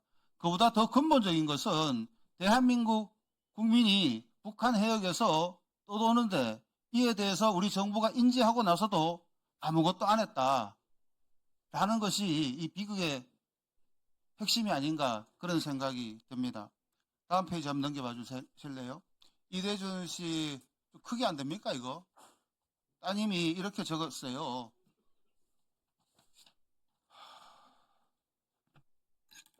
왜 우리 아빠에게 그런 나쁜 이야기를 하는 것인지 억울했고 아빠를 구해주지 않은 사람들이 너무 미웠습니다. 라는 게 이 따님의 편지였습니다. 이것이 오히려 여기 있는 우리 국회의원들보다 더 명징하게 명확하게 이 사건의 본질을 따님이 웅변하고 있습니다. 우리 반성해야 됩니다. 예, 들어가셔도 좋습니다. 그거 계셔도 좋고요.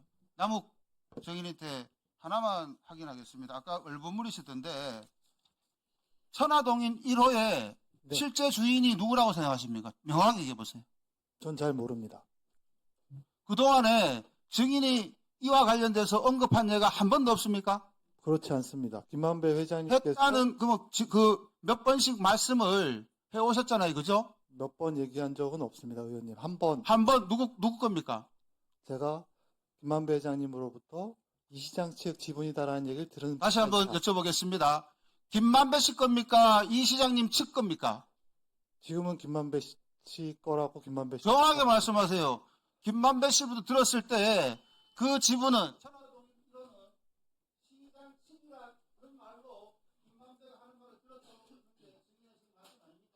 들은 적이 있지만 아니라고 얘기를 하고 계십니다. 네, 저는 김만배 회장님이 지금 말씀하시는 게 사실이라고 생각합니다. 네. 정확하게는 잘 모르겠습니다만 한 500억 정도 되는 다 포함해서 1,000억 정도 됩니다. 계속 말씀드렸지만 비용으로 400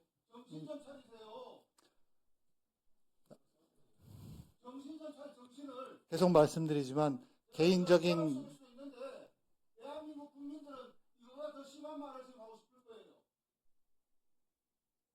사업 자체가 합법이었다는 말씀을 드리는 겁니다.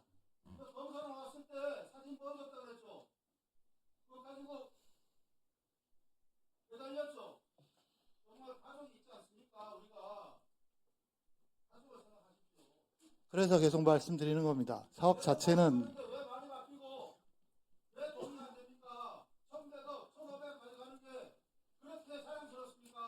의원님, 사업을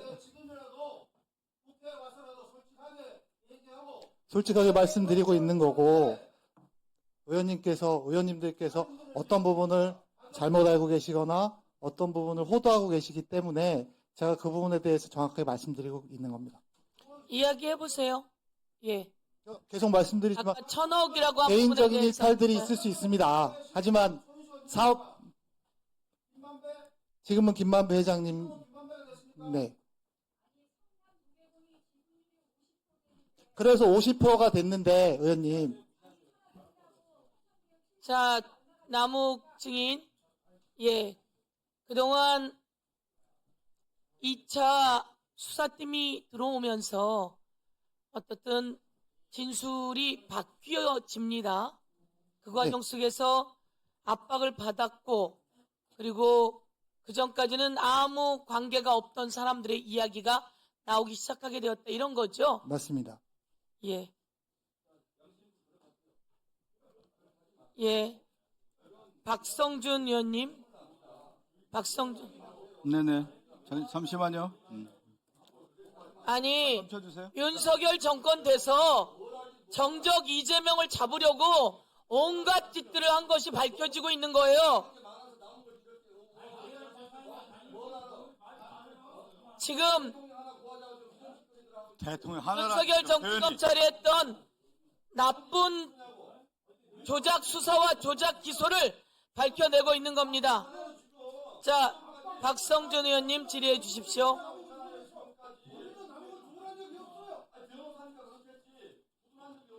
남욱에게 못된 짓을 한 정치검찰의 조작 수사와 조작 기소를 이야기하고 있는 겁니다. 자, 제가 질의 좀 하겠습니다. 자, 이시원 증인은 좀 앞으로 나와주시기 바라겠습니다.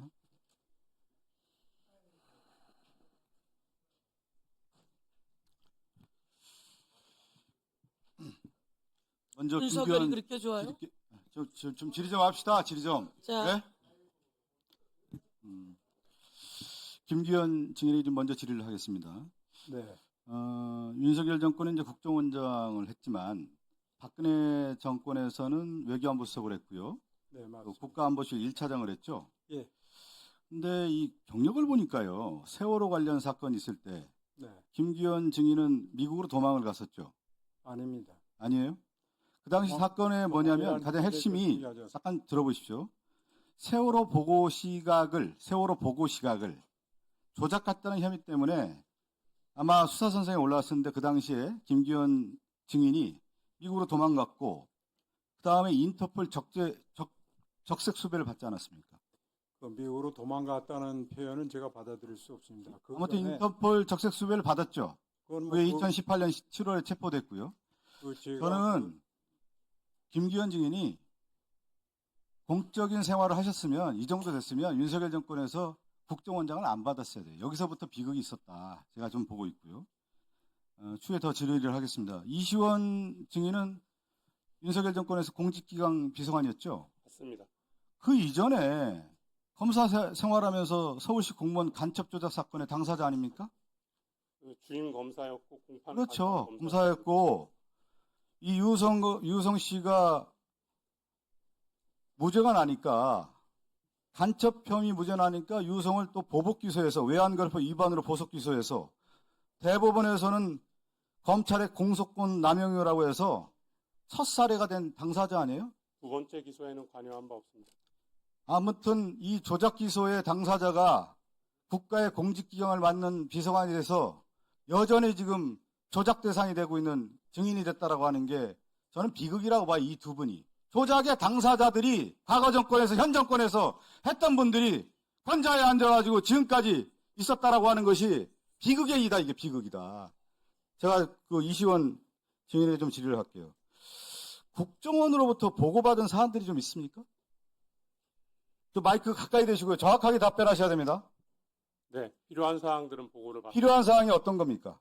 제가 담당하고 있는 업무와 관련된 것입니다. 담당한 업무가 공직기강인데 예를 들어서 쌍방울 대북송금 사건 보고 받았습니까? 안 받았습니까? 그 부분에 대해서는 국회 증언감정법 3조 제1항에 따라서 증언드리기 어려움을 말씀드립니다. 그건 받았다는 얘기고요. 서해 공무원 피격 사건과 관련해서 보고 받았습니까? 안 받았습니까?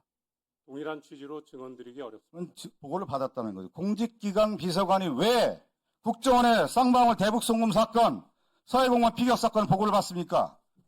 이 개입한 거예요. 조작의 상황이 드러나는 거 아니겠습니까? 동일한 취지로 답변드리기 잠깐만요. 김기현 증인. 네. 국정원에서 이시원 공직기관 비서관에 보고했습니까? 안 보고했습니까? 똑바로 답변하시기 바랍니다. 저는 그 밑에 실무 그 감찰실에서 당시 용산 그 관계관들과 얘기한 내용에 대해서는 알지 공직기관 비서관이 김기현 증인 쌍방울 이시원 증인 말하는 거예요. 쌍방울 대북송금과 관련해서 아태위를 대북 제재 기관으로 만들으라고 지시를 한 사람이 이시원이에요. 기획재정부에서는 대북제재 기관이 아니라고 했는데 여기까지 개입을 했단 말이에요. 공직감찰을 안 하고 국정원 감찰을 합니까? 하나 더 질의할게요. 지금 7월 5일 날 김기현 증인은 대통령에게 보고를 했다. 대통령이 고발을 지시했다. 이 부분에 대해서 다시 한번 말씀해 주시기 바랍니다. 제가 감찰 결과를 대통령께 이제 보고를 드렸고 그 관계된 사실관계에 보고 드렸는데 제가 아까도 말씀드렸습니다만은 중점적인 것은 감사 결과로 밝혀진 것이 잠깐만요. 우리 김기현 증인, 제가 자료를 쭉 찾아보니까 2022년 8월 2일 날 국회 정보위 전체회의에서 김기현 증인이 어떻게 얘기했냐. 윤석열 대통령의 승인이 있었다. 그러니까 국정원 고발에 승인이 있었다고 대답을 했다가 나중에 이걸 부인을 해요. 그러다가 잠깐 들어보세요. 2025년 9월 22일 날 검찰개혁 입법청문회 증인으로 출석을 합니다. 여기에서는 기억이 없다고 했어요. 그러다 오늘은 대통령의 지시가 있었던 것으로 보인다. 이렇게 지금 증언을 하고 있지 않습니까? 아니 제가 좀 말씀을 드리겠습니다. 그 당시 간단하게 해주십시오. 그 당시 사실관계에서 보고를 드렸고 대통령의 승인이 있었다는 그런 말씀은 저희가 검찰에 저희들이 수사의 필요성을 이제 말씀을 드렸고 그거에 대해서 전반적으로 알겠습니다. 그 얘기는 충분히 얘기하셨고요. 말씀하신 자, 제가 간단히 말씀드려볼게요. 이동 검사가 7월 4일 날 검사가 돼요. 7월 5일 날 대통령 김기현 증인이 만나서 보고를 하고 7월 6일 날 국정원이 고발을 합니다. 이게 연결선상에서 딱딱딱 맞아 떨어져 가는 관계에 있는 건데 이것들을 보면은 우리나라 대통령이 국정원장 만나가지고 수사하라 고발하라고 하는 게 제정신입니까 지금? 그래서 이렇게 윤석열 정권이 비극이 된 거예요 지금. 여기에 같이 동조한 거 아닙니까? 제가 좀 말씀을 드렸지 않습니까? 그거는 대통령께 그러한 보고를 드렸고. 잠깐 하나 더 질의를 좀 할게요. 김기현 증인. 네. 윤석열 대통령 관련해서 검찰개 입법청문회 증인을 출석해서요. 국정원에 특활비 제공했냐라고 하는 부분에 대해서 어떻게 답변했습니까? 저는 국정원에서 청와대에다가 용산에다 특활비 지원한 적이 없습니다. 네. 네. 지난번에 한 번도 제공한 적이 없다고 했죠. 없습니다. 이 부분에 얘기를 했고요. 네. 잠시 시간 멈춰주시고요. 김태효 증인 앞으로 좀 나오시기 바라겠습니다.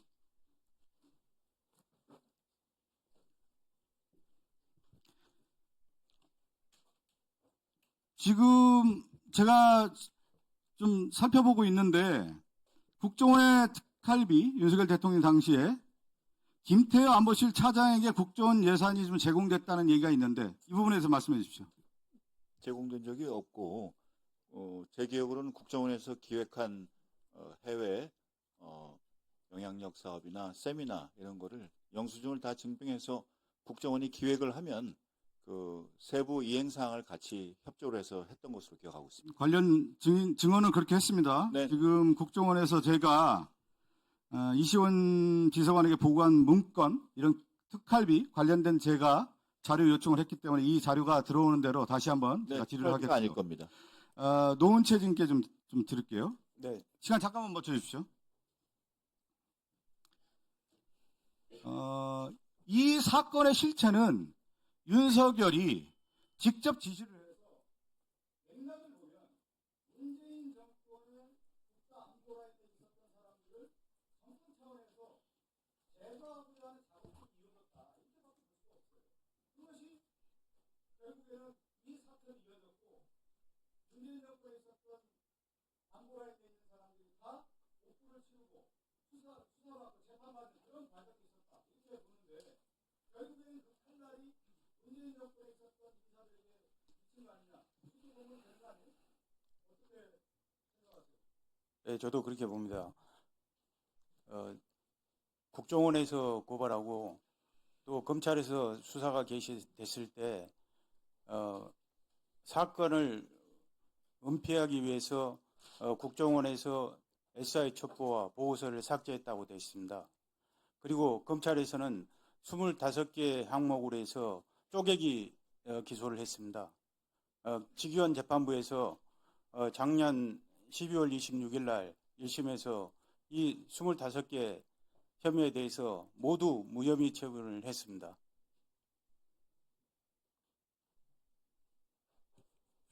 예, 수고하셨습니다. 직위원 재판부에서 모두 무혐의 처리했습니까? 네, 그렇습니다. 25개 혐의에 대해서 5명에 대해서 다 무혐의 처분했습니다. 예, 제가 질의하도록 하겠습니다.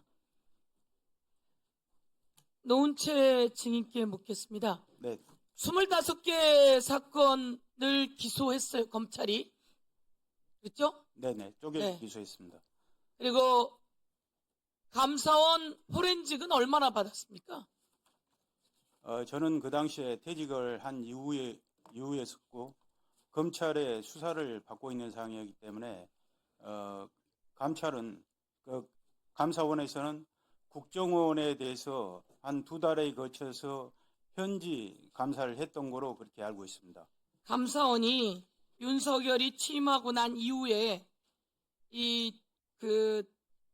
국방부에 407건 그리고 이 국정원 관련해서도 포렌직을 하고 그래서 윤석열이 취임한 이후로 포렌직이 총 463건이에요. 463건. 우리 정상우 총장님, 예. 포렌직은 영장이 있어야죠. 우리 감사원법 27조에 따라 하고 있습니다. 그런데 검찰도 영장을 통해서 해요. 그런데 유병호 사단 등 윤석열 정권하의 감사원이 포렌직을 거의 압박과 협박에 의해서 했다는 것을 알고 계시고 그 부분에 대해서 제대로 감찰해 주십시오. 예, 알겠습니다. 예. 노은채 증인. 네, 그래서 박지원, 서운 등 관련해서 모두 다 무죄가 나왔습니까? 네, 무죄 나왔습니다. 무죄가 나온 동안 얼마나 오랜 동안 그러면 수사를 받고 기소되어서 재판을 받고 했던 겁니까?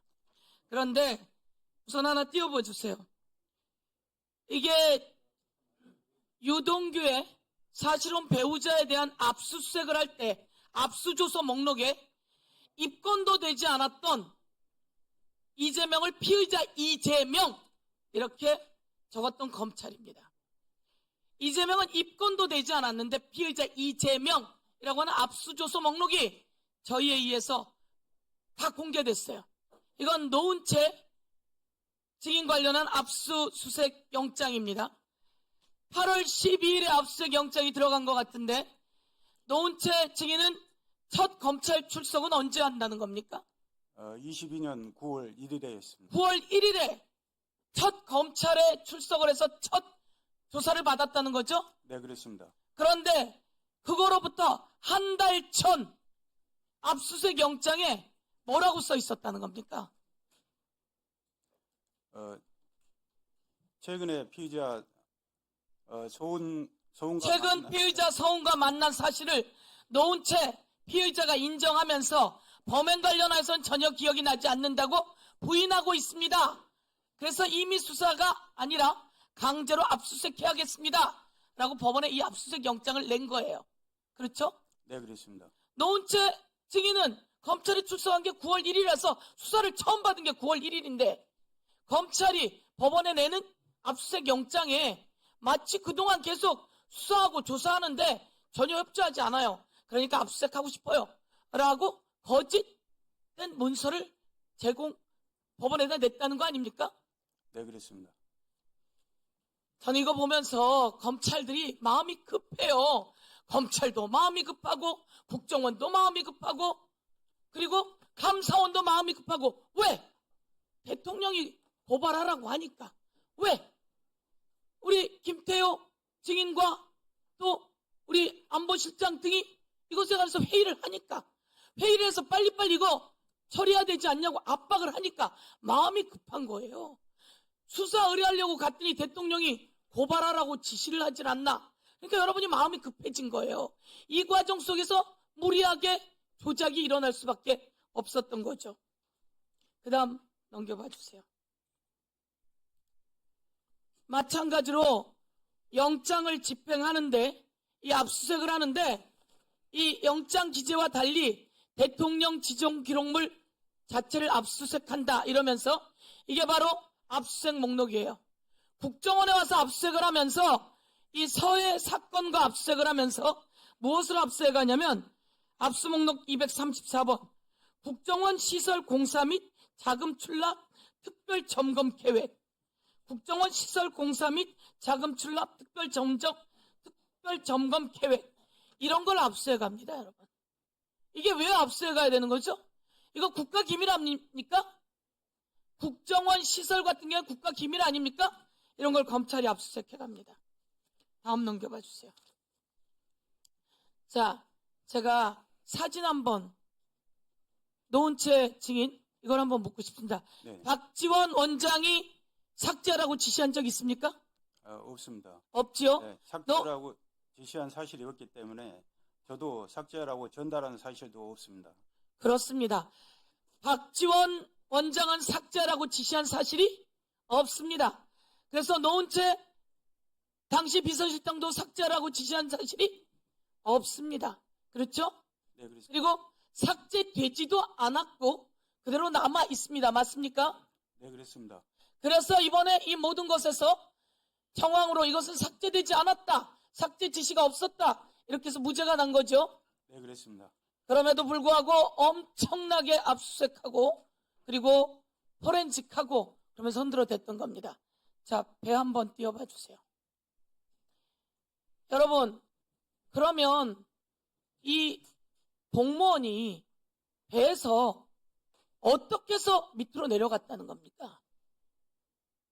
저 배가 난간이 허리까지 와요. 그래서 우리는 물이 미끄러워서 미끄러졌나? 혹시 이렇게 착각하는 분들이 있을 텐데, 두 번째 사진 보면 난간이 허리까지 와요. 그리고 그 난간의 너비가 17cm예요. 그리고 맨 밑에 다리 뭐가 있습니까? 선밑 좌연에 사다리가 설치되어 있고 선밑 우연에 사다리가 설치되어 있습니다. 그렇지 않습니까? 그러면 지금 무슨 얘기입니까?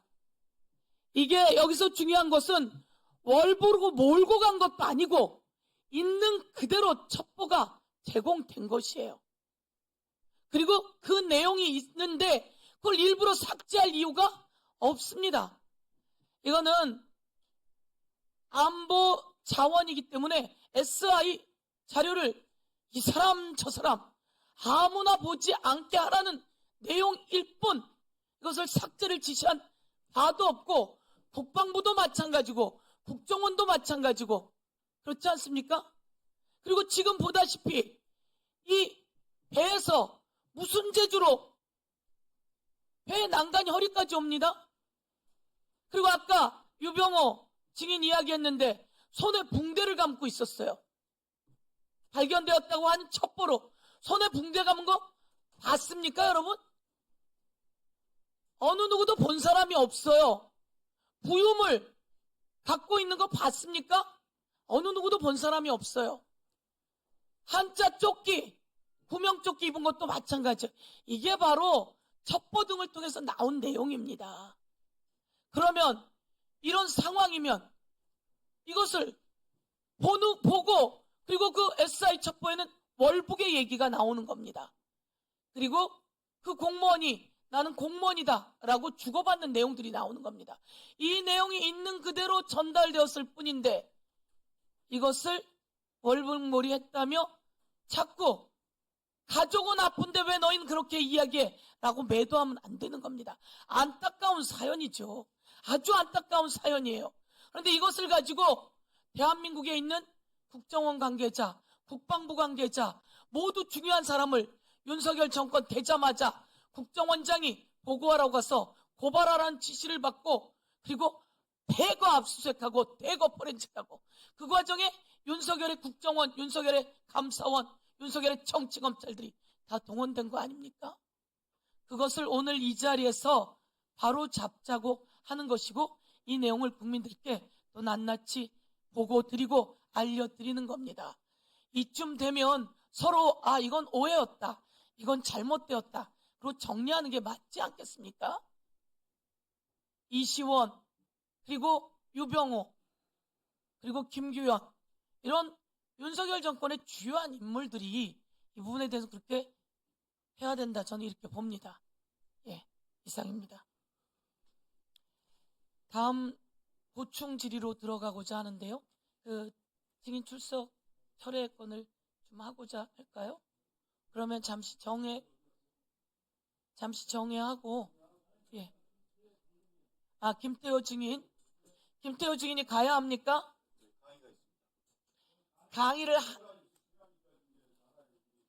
강의를 하러 간다는 겁니까? 몇 시부터 몇 시까지입니까? 6시 반이요? 그러면 그 전에 혹시 질의 먼저 그러면 그 사이에 조금 이따 질의 조금 더 먼저 김태호 증인에게 질의하실 분들 조금 더.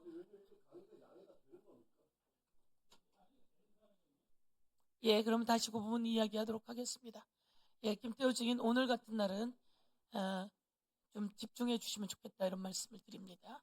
예, 그러면 잠시